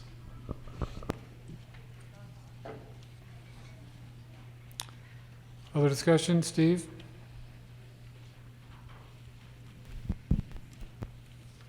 Steve Lemke, River Road. I'm one of the two representatives from the town to the Wyndham Regional Commission. Gabby Trefreda is also a Guilford resident on Gallup Road. Gabby is the chair of the Wyndham Regional Commission board. I'm on the executive board. Both of us came to the Wyndham Regional Commission as citizens, and we leave and are serving in awe of what the organization does. I do encourage you to look at page 63 for the things that the WRC does do. It's one of 11 regional planning commissions in the state. But also, if you have other ideas and things that you'd like to suggest that the Wyndham Regional Commission take up, by all means get in touch with me or Gabby. And somebody mentioned some things this morning to me in the parking lot. So feel free to ask us any of the questions. Thanks. Other comments or discussion? All right, seeing none, we will vote on Article 8. Shall the town vote to continue membership in the Wyndham Regional Commission and raise and appropriate the sum of $5,428 to defray the town's share of its expense? All those in favor say aye. Aye. All those opposed say nay. And you have passed Article 8. Article 9, do I hear a motion?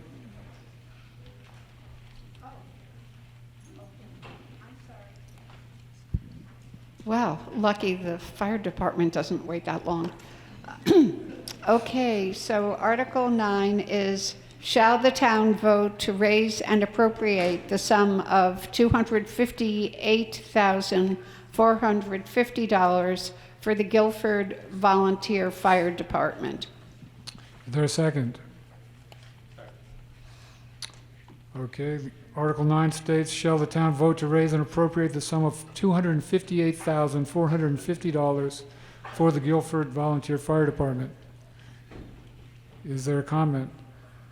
You got Beth.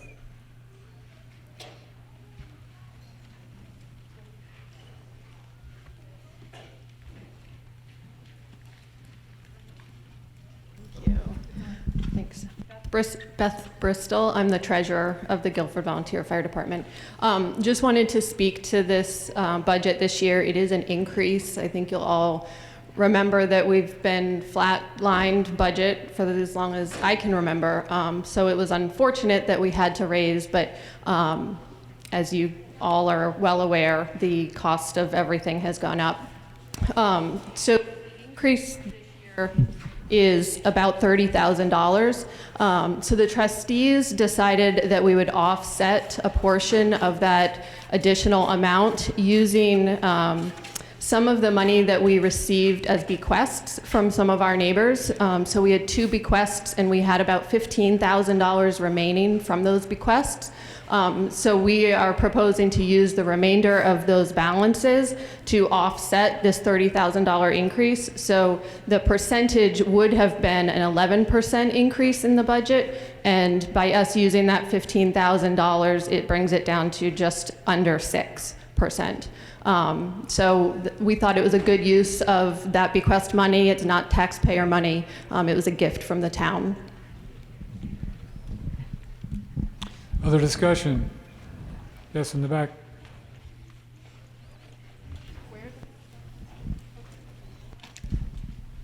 Dan. Oh, wait, I'm sorry, I was pointing to, we'll come back to you, Dan.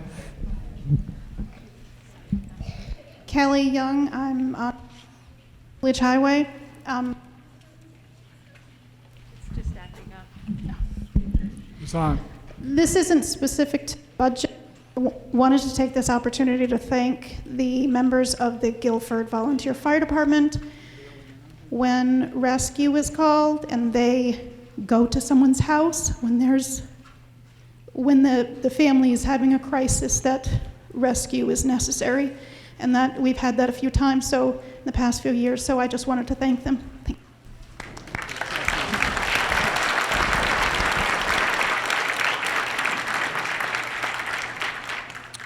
Dan. Dan's at Rescue Highway. Those guys down there at the fire department, I support this article for them. They're volunteers, they're dedicated, and they're worth every penny of it.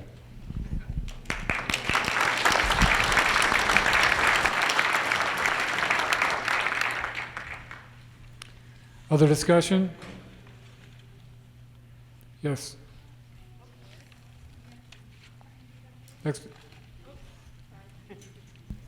Rita Lashway, I'd like to move the question.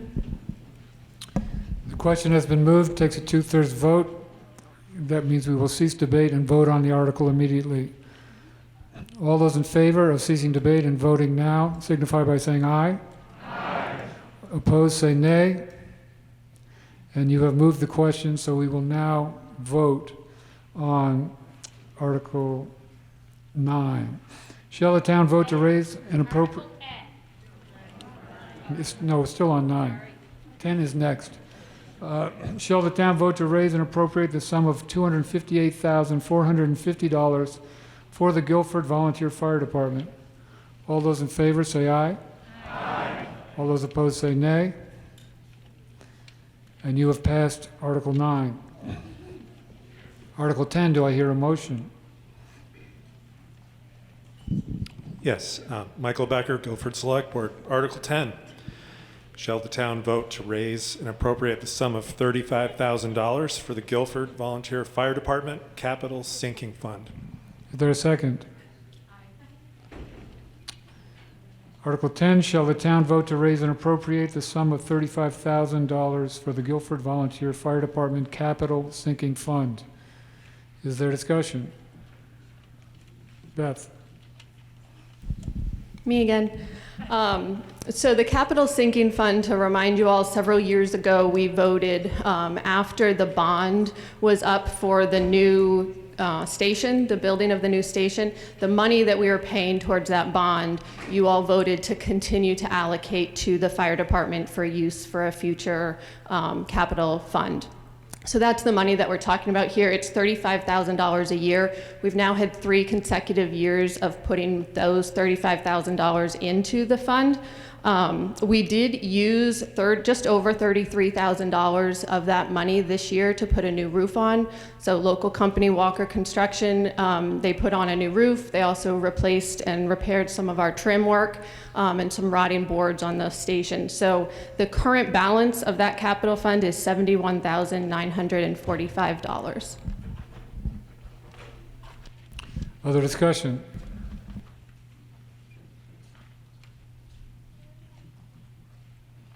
I see no hands. So we will now vote on Article 10. Shall the town vote to raise and appropriate the sum of $35,000 for the Guilford Volunteer Fire Department Capital Sinking Fund? All those in favor say aye. Aye. Opposed say nay. And you have passed Article 10. Article 11, do I hear a motion? Yes, Zahn Eastis from the Select Board. Article 11, shall the town vote to raise and appropriate the sum of $3,000 for health care and rehabilitation services of Southeastern Vermont, HCRS, pursuant to 24 V.S.A. Section 2691. Is there a second? Second. The motion reads, shall the town vote to raise and appropriate the sum of $3,000 for health care and rehabilitation services of Southeastern Vermont, HCRS, pursuant to 24 V.S.A. 2691. Comments? Questions? Yes. Can somebody explain to me, I'm Connie Burton, can somebody explain to me how this money is used here in Guilford? I understand that this is the first year that they've been on our list, so they had to petition to get on the warning. But if there's somebody here who is intimately involved with that organization and can explain that. Can someone answer that question? Rick? I cannot answer the question, Connie, but I can clarify that this is not the first time that HCRS has been on this list. They've been on it prior. They just stepped off the list last year, so now they have to restart the process of. They've prior been on the list and accepted by the town. This is just a re-up that they have to go through because they missed a year. And yes, and I guess if there's no one here that can speak to the issue, there is a report from HCRS in the town report. You could read that. Page 56. Rita, did you have a question? Wait for the mic, please.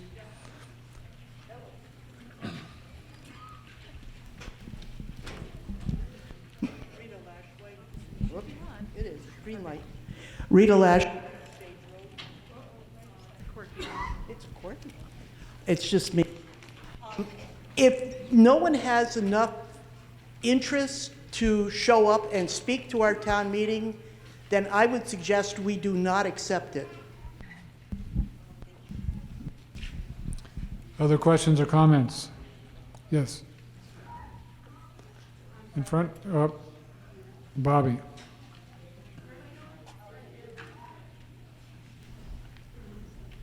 A lot of you know me by Bobby, but I'm Barbara Fitch-Howman from Fitch Road in Guilford.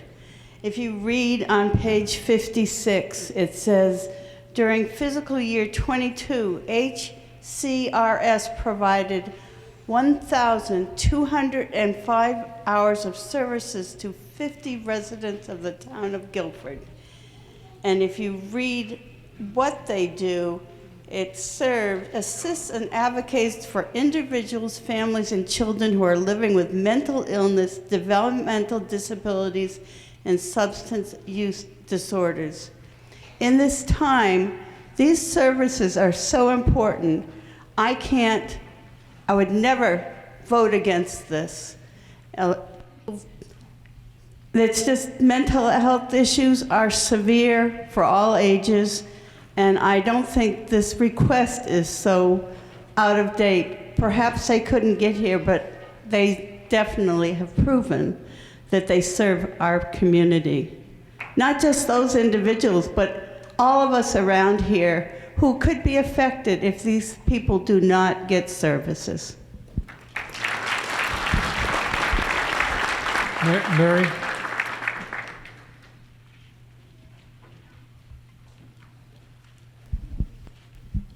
Hi, Nigel Kramer, Maple Hill Drive. I just have a question of clarification. Am I right in assuming that this fund for the healthcare rehabilitation services is in the 3-year tryout such that at the end of that time, it would be then moved down into the list of human service organizations listed in Article 12? Is that the proposed plan, or is this something separate?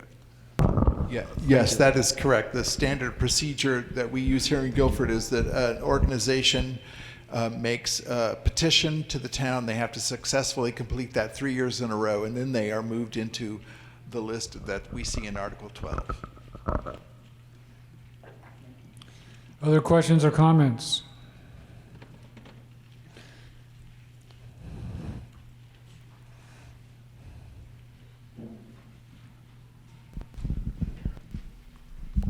Thank you, Pat Burke, Maple Hill Drive. I just want to say, as a community partner member who works a lot with HCRS, it is really hard to go to all the towns that we serve. I work for SEVCA. I come here because I live here and I love the town. We serve 42 towns, so does HCRS.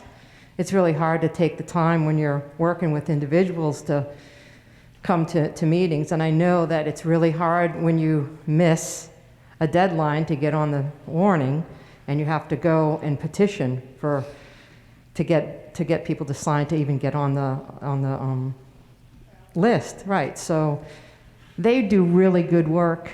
They're a community partner. SEVCA uses them a lot. They have a police social worker. And without that person, that position that serves all these towns around Brattleboro and Wilmington, I mean, that's an invaluable service. So I can't speak highly enough of supporting another community foundation service member to help people in this community. Other comments, questions? We're seeing none. Oh, sorry.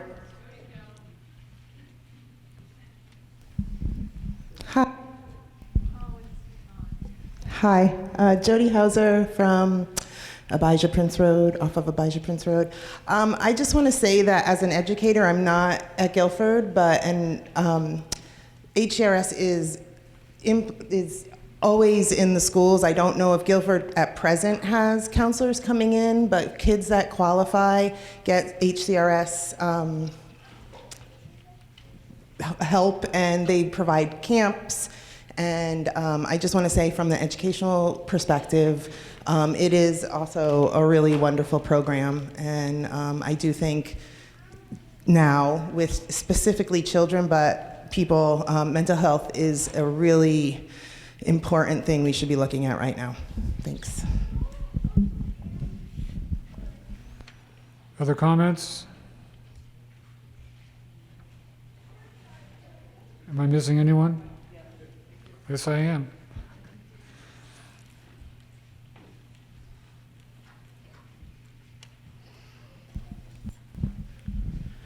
Susan Bergman, Guilford, Heinsberg Road. So HCRS is the state designated mental health organization for this area, and they provide a 24/7 crisis response if necessary. If someone in your house is suicidal or psychotic, and coordinate with the police. So right now, if you're not aware, the whole mental health system in Vermont is really backed up. Many psychiatrists refuse to take new patients, and there's 6 months waiting list if you can even get on one. So HCRS is our only, I think, emergency response backup system that's dependable at this point. So I would find it shocking if we elect to not support them. Other discussion? Seeing no hands, we will now vote on Article 11. Shall the town vote to raise and appropriate the sum of $3,000 for healthcare and rehabilitation services of Southeastern Vermont, HCRS, pursuant to 24 V.S.A. 2691? All those in favor signify by saying aye.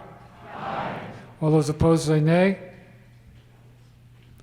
And you have passed Article 11. Article 12, do I hear a motion? Let's get the sense of the body here. They're not going to be ready for us until 10 past 12. Article 12 may take some time, and I don't think we should break it up. Should we recess now for an hour? Is that okay with people? Okay.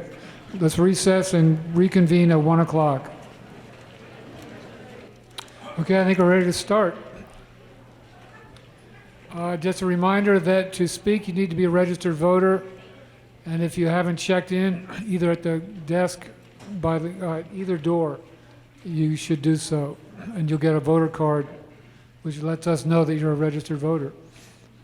There's dessert available over on the side. Thank you, Guilford Country Store.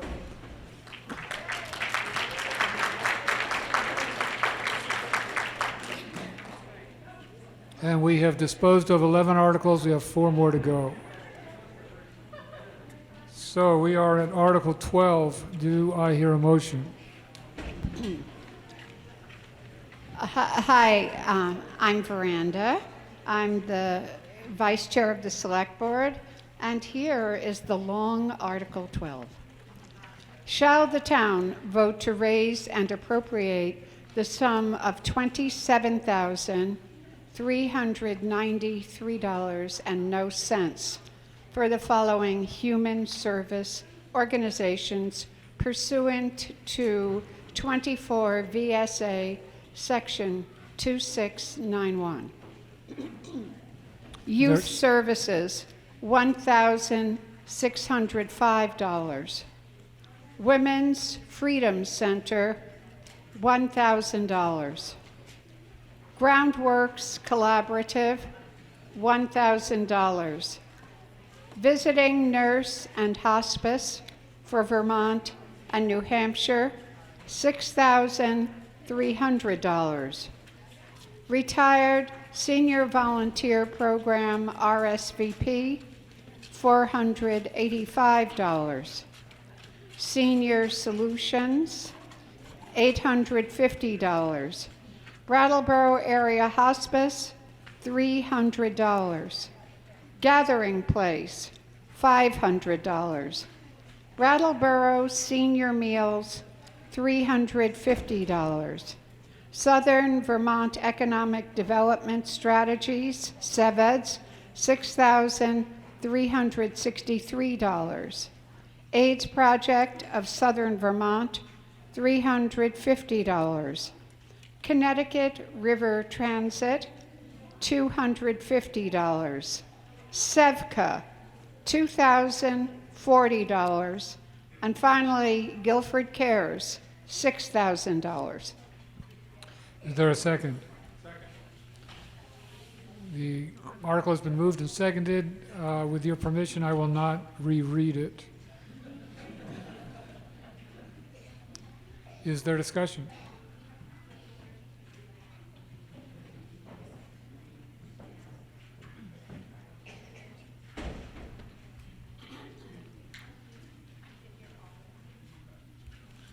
Leah, microphone.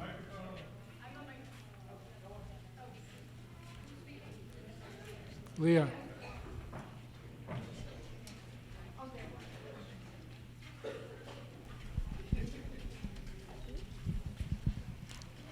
I'm Leah Gessner, the Director of Guilford Cares, and I just wanted to take this opportunity to thank the town for their annual support, and also all of you folks and the rest of the town for responding so generously to our one annual appeal per year.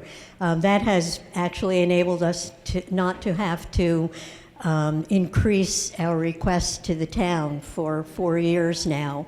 We've had a level request, and we are proud to say that we've continued to deliver the same services you depend upon and more, because we're making good use of that $6,000 allocation. I was enchanted by Sarah Rossow's remarks about the Guilford Central School, where she talks so much about how they get the kids outdoors and how healthy and educational that and stimulating that is. And I have to say that Guilford Cares is actually doing the same thing at the other end of the spectrum, getting seniors out of doors and having fun together and even learning together. And we intend to do a lot more of that in the coming year, because we are now in partnership with the Broadbrook Community Center and excited about the fact that we have time reserved on Thursdays for the food pantry and Tai Chi classes, which are now ongoing, and lots of planning discussions going forward for more use of that great new space. I went to teach my first beginner Tai Chi class Thursday morning last week, and I entered the building at 9 o'clock. The lights were bright, and the room was cozy warm, and we had a really terrific class, so that's a great space, and we're looking forward to using that well. So look for our announcements. And once again, I'd like to just thank the town for all the support that we get.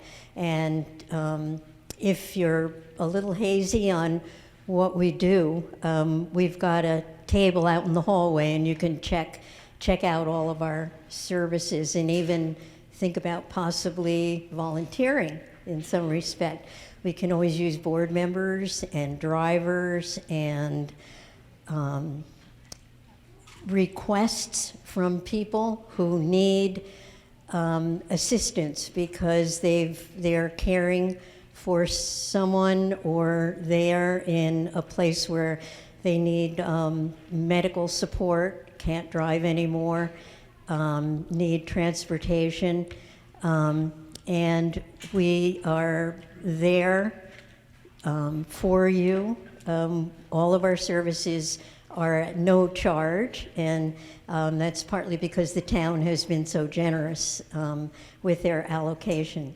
So we'll enjoy hearing from you folks, either to come and play with us or take advantage of our services. And thank you very much.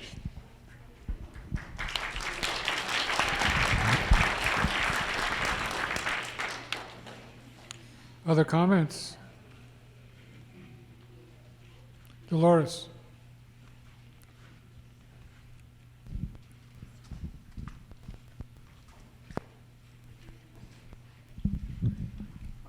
Dolores Clark.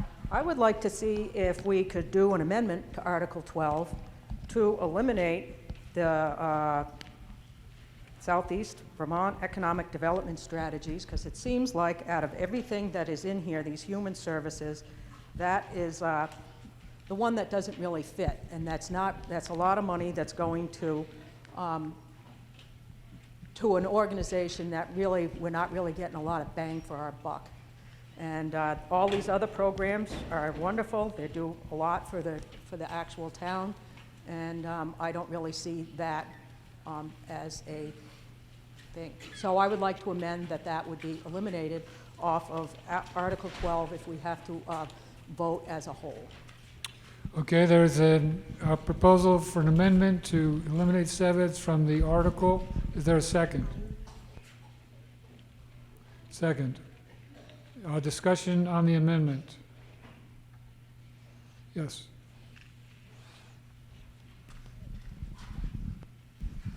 Is it on? Hi, I'm Tim Harris over on Green River Road. I've gotten to know Sevitz through the BDCC. They're the consulting arm of BDCC, and they provide a lot of different kinds of assistance. The one that I'm very familiar with was a program they did in Wilmington for all of our area towns to look into how they could increase their housing stock. And they brought in a bunch of experts from around the region that had done successful programs. They had representatives from each of the towns that were interested at the meeting. They had breakout sessions. It was all free, very professional, and everybody felt like it was a great exercise that they did. So even if that particular program didn't have anybody but me from Guilford, it certainly was a resource, an effort to help people identify resources and ways to address a really important problem. So I feel that Sevitz is a worthwhile organization and that it should stay in our list of really fine groups that we've been supporting as a town. Bobby Howman. Barbara.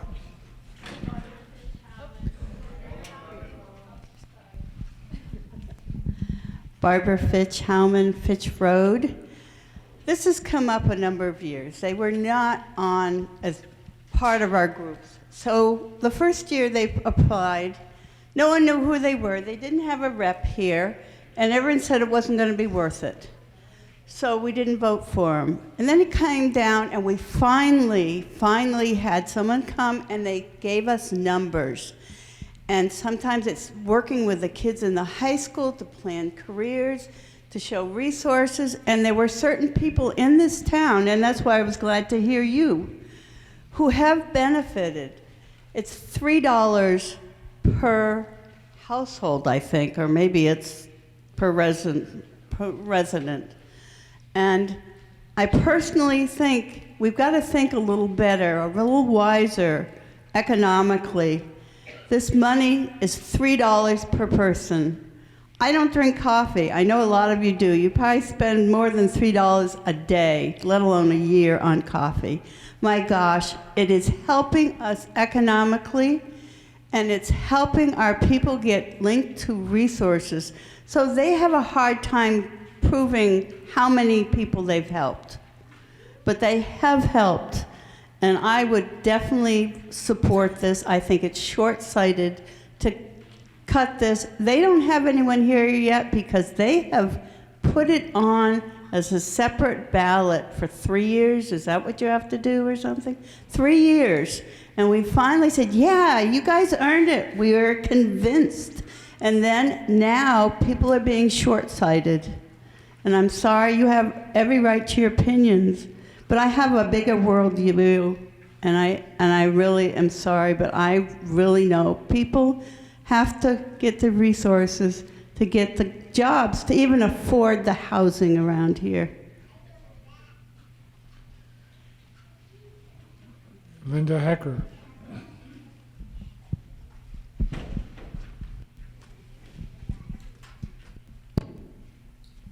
Hi, Linda Hecker, Packer Corners Road.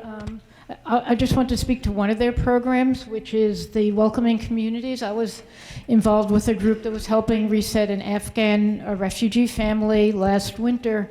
And everybody knows there's a real critical shortage of labor in our area. There's so many businesses that can't do what they need to do because they don't have the workforce. And Sevitz is involved in helping a significant number of immigrant or refugee families get resettled and to find their way to be good, solid employees in these jobs that are begging for workers at this point. So I think it's really important for our whole regional future to support programs like that. Bill Murray. Hi, I'm Bill Murray. I live down on Weatherhead Hollow Road. I worked, represented the town on Wyndham Regional Commission for a number of years, and I was on the State of Vermont Sustainable Jobs Fund Board. And I also got pulled into when Vermont Yankee was closing, and there was concern about the better paying jobs in the county leaving. What were we going to do? And we started something that's called the Ecovation Center, which was referenced on the BDC board. And I guess what I saw when I went to Montpelier is that our reach is not as strong as it needs to be. And the same thing is with the federal government. We're a little drop in the bucket. And one of the things that we ran into when we were trying to attract grant money and attention was that they're not going to call and talk to the head of the Selectboard of Guilford, the feds, or even the state, perhaps. They want a comprehensive economic development strategy. That's what the federal government is looking for. That's what the state government is looking for. So for my $3 and my wife's $3, I have a full-time, 50-year plus organization with an affiliate that's been going for 15 years that knows all this stuff. I can't even remember what the acronyms stand for, but this is what they do. And for the $3 last year, during the worst pandemic we've seen internationally since 1918, increasing interest rates, inflation rates, that $3 managed to bring around $8 million into the county. That seems like a pretty good investment to me. Other comments? Excuse me?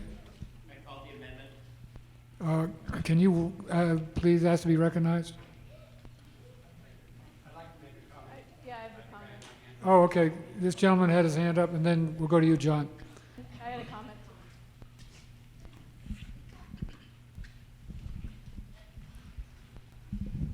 David Eastman, Weatherhead Hollow. I don't know much about this organization, but I do know I have lived in a number of places, and one of the things I was talking to them about, and I think it echoes Bill's statement, is when I came to Vermont a good number of years ago, the thing that surprised me relative to everywhere else I'd lived was the lack of a regional size government. Everywhere else I lived had a county government that covered a good number of square miles and covered the region pretty well. And Vermont doesn't have that, and it has its advantages, and I like those advantages, but it also has disadvantages. And we need regional organizations that solve problems on a regional basis. If you read the Commons or the Brattleboro Reformer, you know, there's problems that are regional. If you read, you know, you listen to the town here around housing, those aren't Guilford Select issues. Those are regional problems, and statewide and national, really. But we need regional organizations that have the expertise, and so I support our funds going to support regional organizations like this. Okay, was there someone in the back with their hand up before John? Oh, Anna? Anna Klein, East Mountain Road. I just wanted to add a voice of just kind of questioning how we decide to fund certain organizations in our budget. And I think I agree with all of the wonderful things that SevEds does in our region. We don't have, you know, like the Wyndham Regional Commission, we don't have representation. So when you're talking about like this is a regional group, Guilford itself doesn't have a representative for SevEds. And I've, you know, have a number of conversations with them, and they're very receptive to ideas, but they aren't representing us in terms of how we want economic development to look in our town and region. So I wanted to mention that, and I also just wanted to say that to me, SevEds stands out from all the others on the list for Article 12. because it is not direct service to the most vulnerable folks in our communities. And to me, that's, those organizations have much more difficult time with fundraising. I think, BDCC owns a lot of real estate. They have a lot of funding streams. They had over $1.5 million surplus revenue to fund the programs that they're doing, because they're a business and they're able to make that work, which is wonderful. But I guess I would question why we need to give our $3 a person to an organization that does not need it. Thank you. The question has been called. We will now vote on ceasing debate on the amendment. If you vote aye, it means we will stop talking about the amendment and vote on it immediately. If you vote nay, we can keep discussing the amendment. So all those in favor of ceasing discussion on the amendment to eliminate sevens from the Article 12 signify by saying aye. Aye. All those opposed say nay. Okay, and you have voted to cease debate on the amendment, so we will now vote on the amendment. All those in favor of eliminating sevens from the list of organizations being funded in Article 12 signify by saying aye. Aye. Opposed say nay. Nay. Okay, the nays have it, and you have defeated the amendment to eliminate sevens. So we will now go back to Article 12 for discussion. Are there any other comments or questions?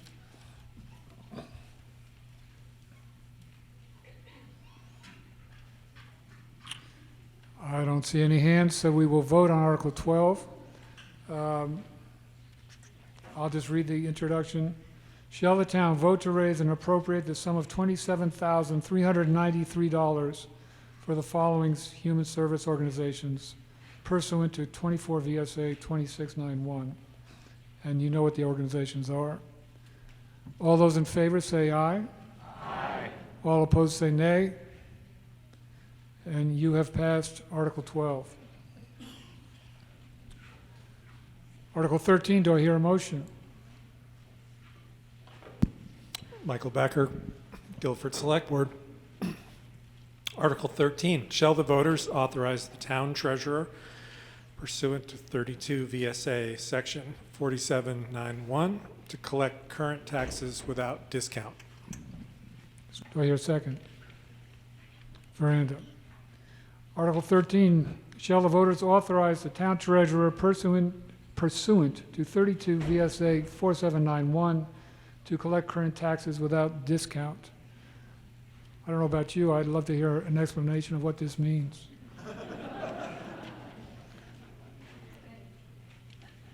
Oh, Penny, our treasurer.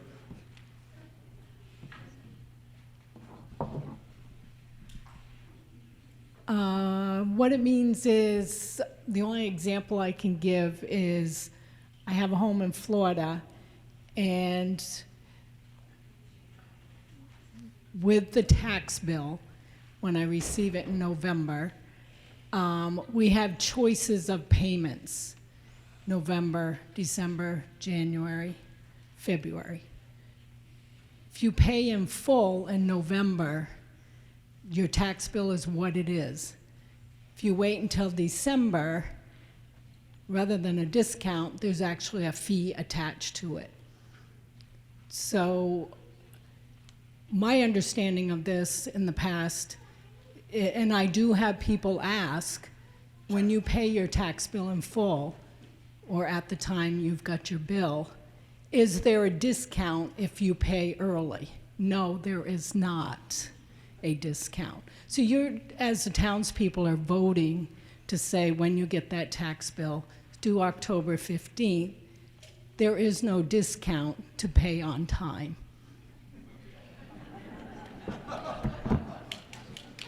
Thank you, Penny. And that's because we only have one deadline, correct? Okay, which we all love.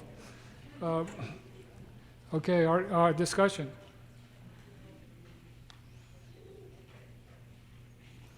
Article 13, shall the voters authorize the town treasurer pursuant to 32 V.S.A. 4791 to collect current taxes without discount?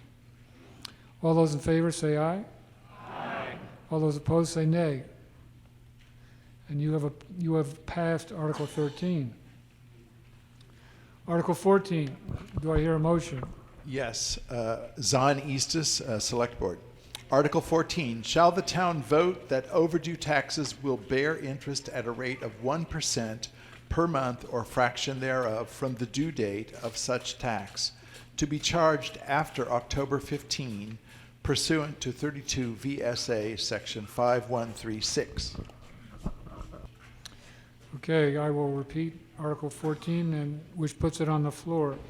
Shall the town vote that overdue taxes will bear interest at a rate of 1% per month or fraction thereof from the due date of such tax to be charged after October 15th pursuant to 32 V.S.A. 5136.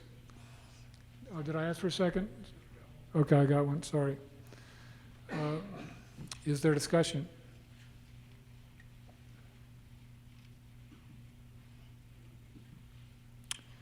I don't see any hands, so we will vote on Article 14. All those in, should I read it again, or are you okay? Yeah, you're okay, I think thumbs up, okay. Article 14, all those in favor signify by saying aye. Aye. Opposed, say nay. You have passed Article 14. And that concludes the business that we can have an effect on. We now go to Article 15, other business. Okay. Article 15, transact any other business that may lawfully come before said meeting. Does this have to do with cake? Well, wait, before we get into cake. I think there is cake. Sean Murphy would like to address the body and report on the district. John, did you have your hand up?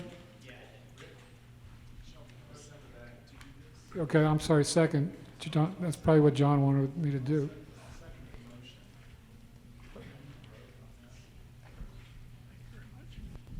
I don't think we need to vote on transacting other business, do we? Excuse me?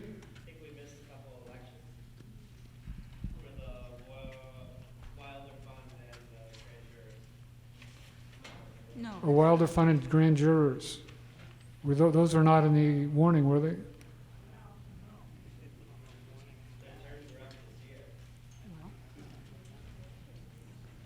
Okay, why don't we let the select board deal with that and hear from Sean? Is that okay? Okay, Sean. Thank you very much. My name is Sean Murphy. I live on the Heidsburg Road. Oh, mic's not working? Oh, hold it close to your mouth. All right, thank you. I'm Sean. I live on the Heinsberg Road, and I have been the representative to the WSESD from the town of Guilford since the inception of that organization. And as many of you know, the WSESU, which is our school union, is made up of two districts. One district is the town of Vernon. The other district, which is the district that I represent as a representative from Guilford, is made up of Putney, Dummerston, Brattleboro, and Guilford. So the WSESD, which is our district, has to come up with a budget every year. We start the budget process in November, and we work with administrators in every school, and there are 9 schools in the district.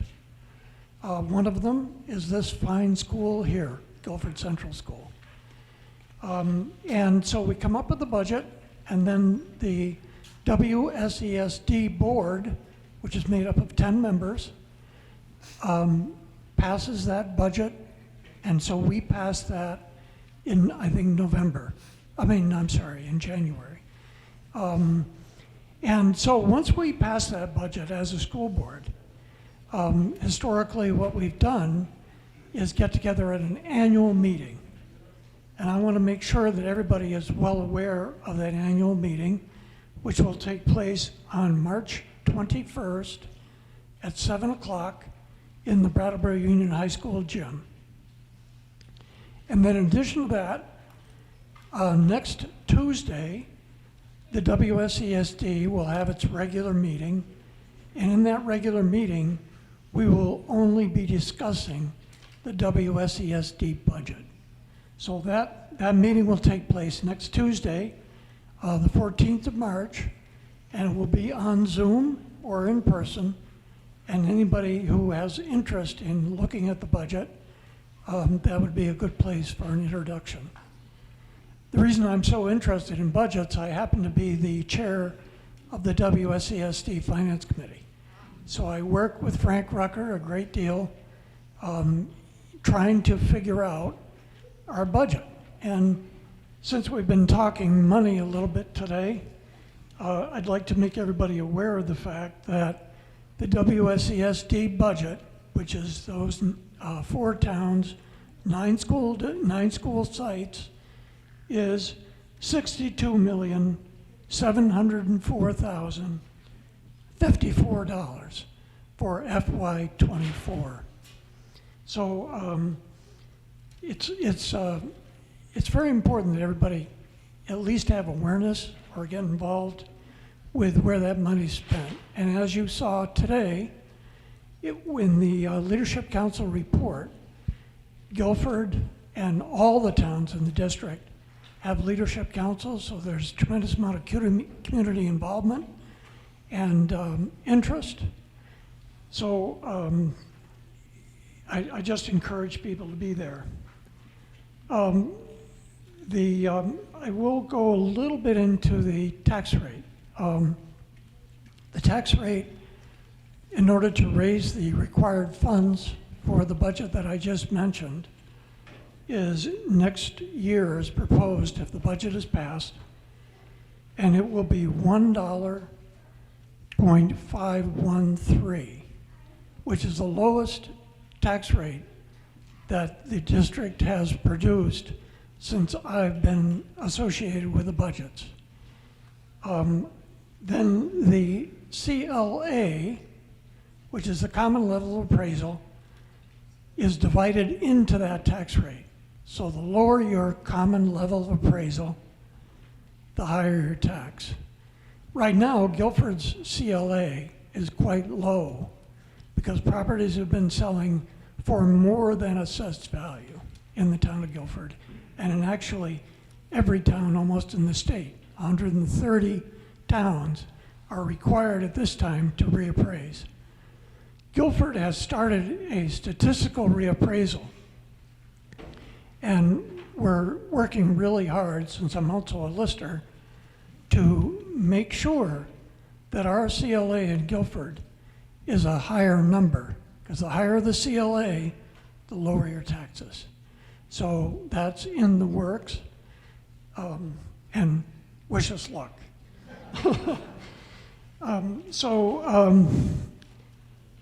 The other thing I want to mention, the Guilford school budget for this year, coming up for FY24, is $2,913,042.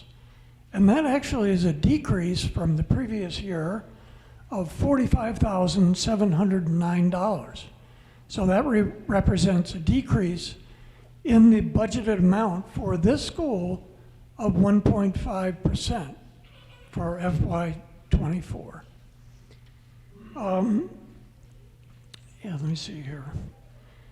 Then there are a couple of other points that I'd like to make, and one of them was brilliantly highlighted in your town report by our clerk, Penny.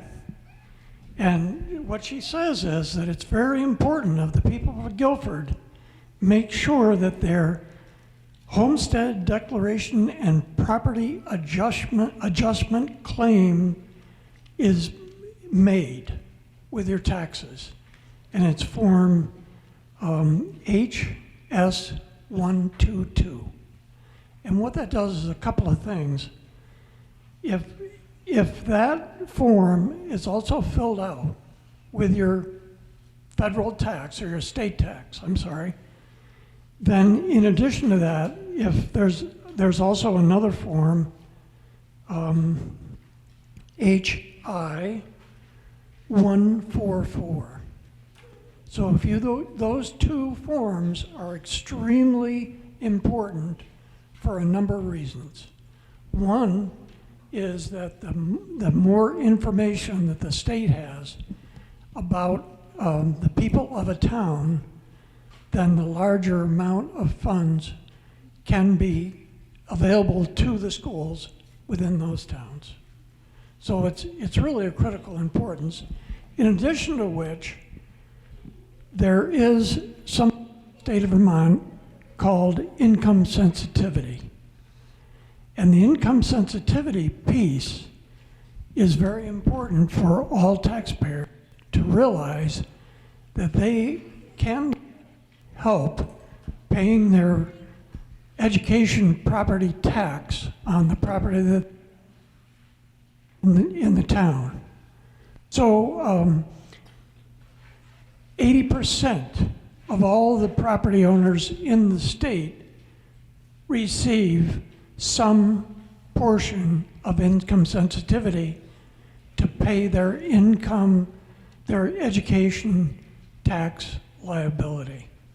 So it's very important that people understand that. 80% is a huge number. So I think that's, I'd be happy to field any question if anybody has any questions. Oh, wait. Make sure that they come to the meeting to vote. Oh, yeah. My wife just pointed out something to me, which she sometimes does.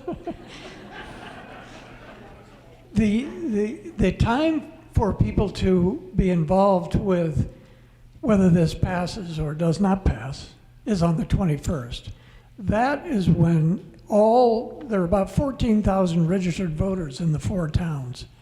And that's the time for people to come to Brattleboro Union High School and hopefully realize that the budget that is proposed is one that is carefully crafted, that is going to give all of the students in all 4 towns the best education possible. And I'll just say that as you walked around this school today, you probably saw many new air ventilators.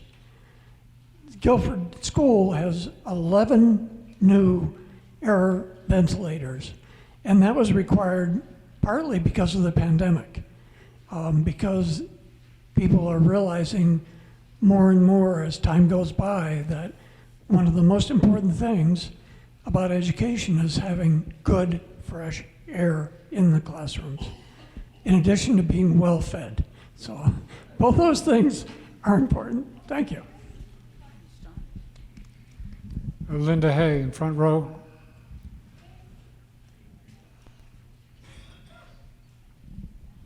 Is the voting on the 21st Australian ballot, or is it's a meeting like this?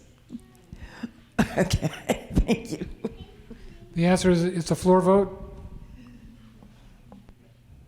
Yes, that correct? Oh, okay, give the mic back to Sean.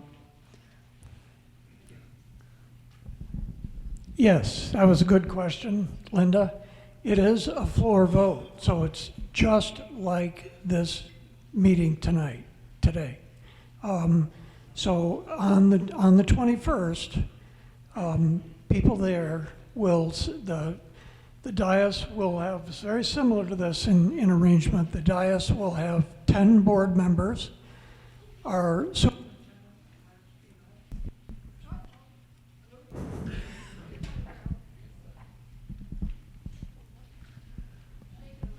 Hello. Mark Spino, Frank Rucker, who is the CFO of the and that is, once again, this is the district, not the supervisory union. And the principals will be there, so there'll be time for questions. and more involvement on what this figure means, basically. So, thank you. Okay, thank you. Can we just have one or two more questions? Connie Burton? Miriam behind you?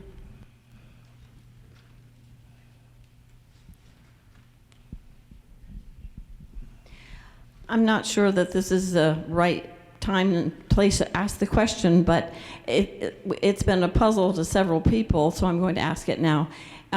Because of the way the school district is set up, does the town of Guilford not own this building? And if it doesn't own this building, can it be used freely by Guilford citizens, or do you have to go through getting permission to use it by whoever does own the building?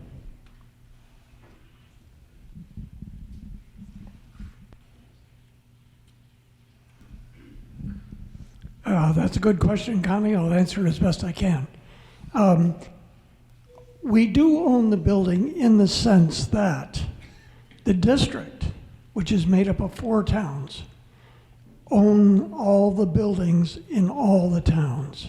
So the town no longer just solely is responsible for education of just the students in Guilford.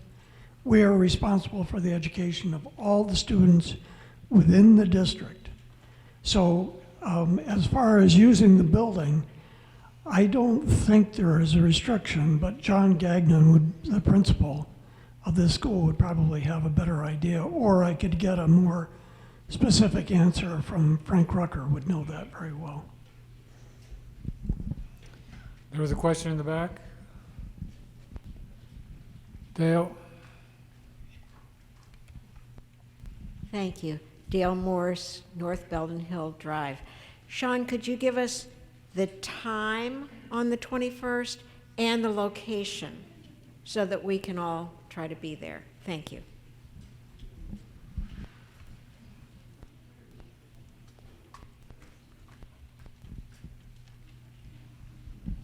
Yeah, the meeting is on March 21st at 7 o'clock in the Brattleboro Union High School gym. So, and it's 7 p.m., as Dwayne just asked, yeah, 7 p.m. Thank you. Okay, with your permission, can we move on to the issue that John raised about the elections that were not warned? One second.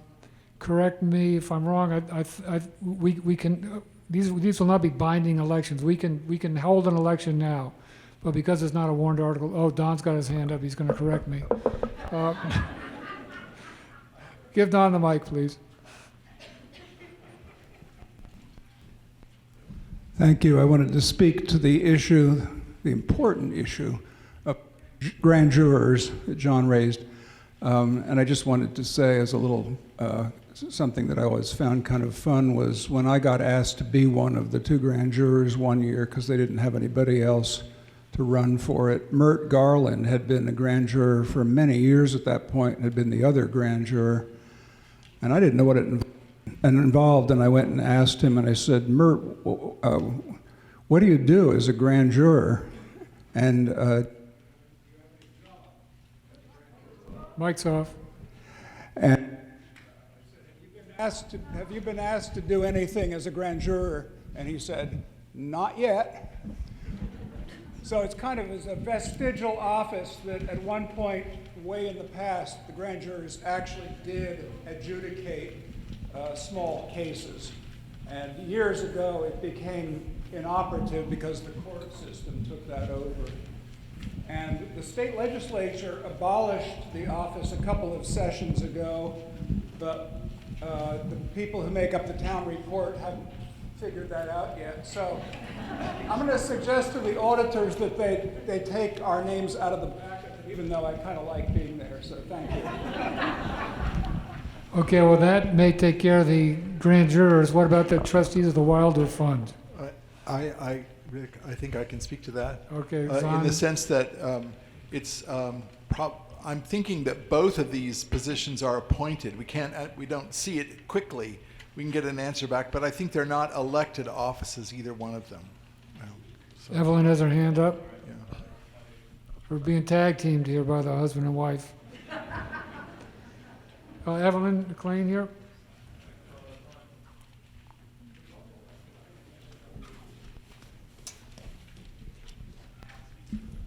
Hi there, Evelyn McLean, and as someone whose name is on one of those positions that was not being voted on. It has been voted on in the past. However, a while ago, the job became almost a non-job, in fact, completely a non-job, because Penny has done all of the work that was needed. So I'm not sure this position needs to exist. I would ask Penny if it does. Penny, can you tear yourself away from taking notes? Okay. Yes, you're correct. And unfortunately, it's when I go to a lot of workshops, whether town clerk or treasurer, the old saying always comes up. But that's the way we've always done it. And I think it wasn't done on purpose, but I think Evelyn, you're right. Don, you're correct. And it was just an oversight that was never really clarified to begin with. So at this point, yeah, as the treasurer, the Warren Wilder Fund is overseen by the town, but David Franklin actually is the #1 signer. If there were, no, he hasn't done anything. It's a formality. I hope that kind of answers or clears up the matter. Well, Penny, since you're leaving, do we need to appoint trustees or not, in your opinion? In my opinion, no, we do not need to appoint. All right, is the body okay with that decision or that opinion? You can live without trustees of the Wilder Fund for a whole year? Okay. All right. Other business that may legally come before this body includes announcements, thank yous, whatever, not whatever's on your mind, but important stuff. Karen.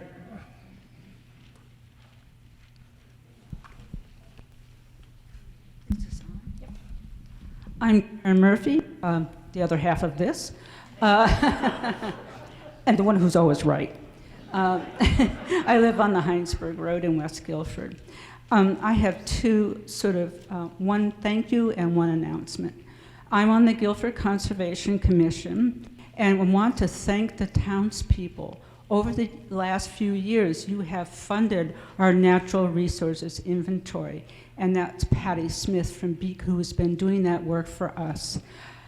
The final report is in draft form, and I have to say, it's fabulous. I think you're going to be well pleased when you see this. It's going to be in digital form on the town website rather than a print copy sitting on a shelf someplace, so that it can be changed over the years if need be.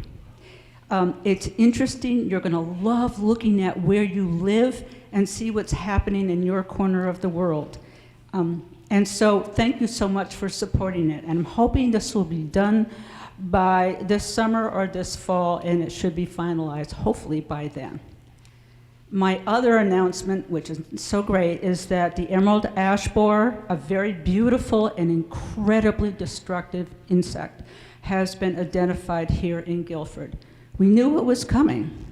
In fact, the Conservation Commission took it upon themselves to do ash tree inventory along all our rights of way. This would be our town roads, and even our cemeteries we did, and identified those trees that are priorities for the town road crew to take down. Ash trees that have been affected with EAB get incredibly brittle and are very dangerous. So if you are interested in learning more about EAB, our table is right out here in the corner, and we have lots of literature. So, including one that says if you have a prized ash tree on your property and can't bear the thought of losing it, You can treat it. It's not inexpensive, but it will save your tree. So any questions about EAB, right out here at our table. Thank you very much. Zahn. Oh, sorry. Mary. Hi, everyone. I just want to point out the Recreation Commission. I am the current chair, and we have 4 vacancies. So we're looking for people who want to create fun in Guilford. And that's not just for kids, it's for us too, the older folks, whether it's, spontaneous dancing at the Grange, or, I don't know, mud wrestling is coming, mud season's coming. So if you'd like to volunteer, we would love to have your help. We could have mud wrestling. I think it's very possible right now. Okay, so that's it. Thank you. Any other business before we get into the cake? Can I just give it? Sure. Really? Oh, sorry. I'm Reagan, and I'm on Stage Road. I don't know if I have to say that. One, the Rep Commission is amazing, and it was amazing to work for, so I definitely recommend joining to anybody. And 2, the Guilford Folk Learning Connections is a community organization kind of thing that we share. I'm sorry, now I'm feeling nervous. That we share skills, and it's basically opportunities for people to learn from each other in the community and share our talents and skills. And this Saturday we're having a free university, which is just community members that have signed up to help share their talents and skills with each other. And it's from 1 to 8 at the BBCC, and there's going to be a potluck at 7 or at night, like at 6 o'clock. And yeah, there's like different events that are happening, lots of fun stuff. There's a home burial conversation, photography. Give me something else. What? Seed starting.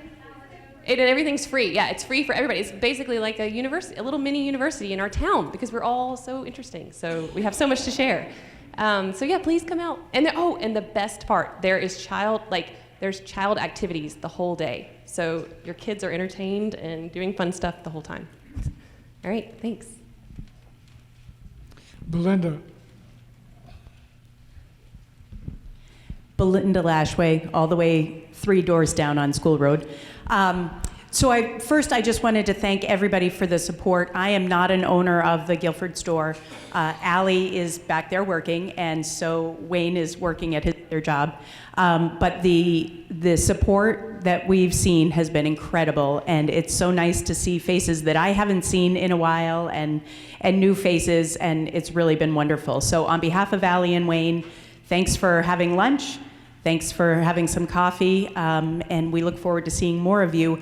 And we had we kind of got excited and forgot about the cake for Penny that will be cut after the meeting is over. So, Allie's cake.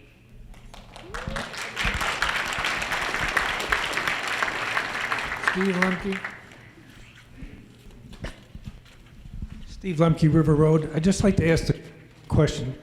How many, by show of hands, how many people in this room volunteer or do something in their estimation is good for this town? I rest my case.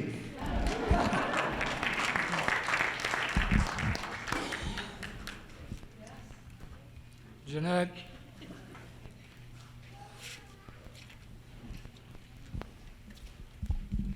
It's hard to follow Cake and Steve, but I'll try. So I'm Jeanette Tokars.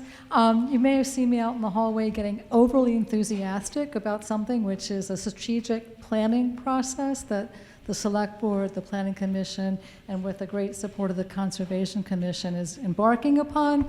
We've hired a consultant, Du Bois and King, to help engage us all in conversations about what our thoughts are about what we value about Guilford, how we see maybe it evolving. It's really, to me, a great time to be doing this process because there's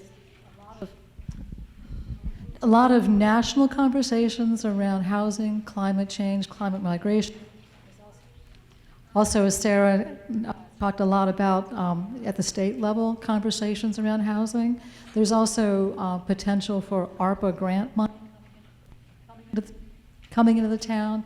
So there's nothing to sign up for. I just want to inform people about what's coming, that look at Front Porch Forum, look at the different things in town. We really want to hear from people, have a really robust dialogue so that together we can think about the legacy we want to leave to the future.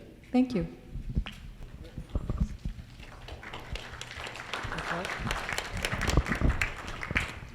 Zahn Eastis from the Select Board. I just would like to take a moment here to welcome and introduce you all, if you don't know her yet, Erica Elder, who's sitting right here. She is our new town administrator and will be stepping up into the plate right away. And so with the announcement of Erica, I'd also like to thank the town of Guilford for its support of the article that allows us to appoint a town treasurer. We're very much looking forward to building a really wonderful team for Guilford that can really get us in a very transparent, clear, open direction as we go forward. Grateful to all the people that have served us so far, but here's an opportunity that we haven't seen for a while to welcome 3 new people to 3 very important offices in our town. So we want to build a very good team, and we're grateful that Erica has joined the team. So just want to welcome her.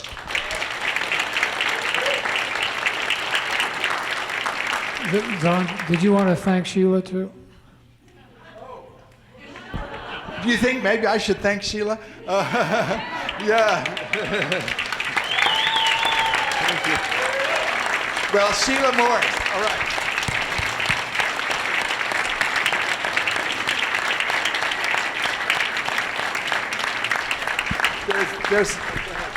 There's no question. May I say something about Sheila? Yes, you may. Sorry, Zahn. Any of you who have been wondering about clarity and continuity and transparency in Guilford need to be thanking Sheila for the incredible deep dive that she's done, coming in an emergency situation when our select board was in free fall. You know, our town administrator had gotten gravely ill, and a lot of things we discovered had just gone unnoticed. I'm not naming names or blaming blames, you know. It's just that we were in a jam, and Sheila came out of retirement and the pleasures of ordinary life to come and bail us out. And you just can't believe how thorny it was. So Sheila, you know, we'll miss you. And Erica, welcome to the situation.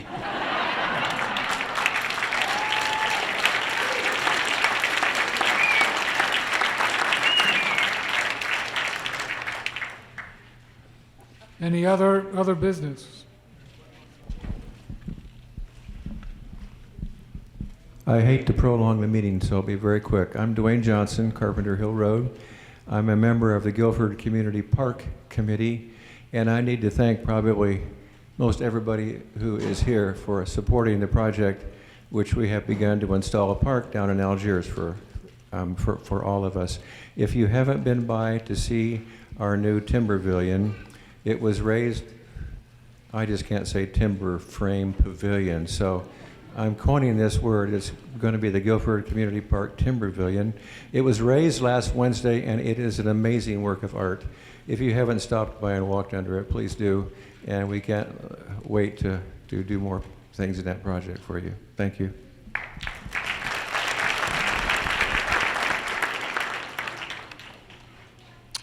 Anyone else? Okay, do I hear a motion to adjourn? Do I hear a second? Okay, all in favor of adjourning say aye. Aye. All those opposed say nay. And we have concluded the Guilford Town Meeting 2023.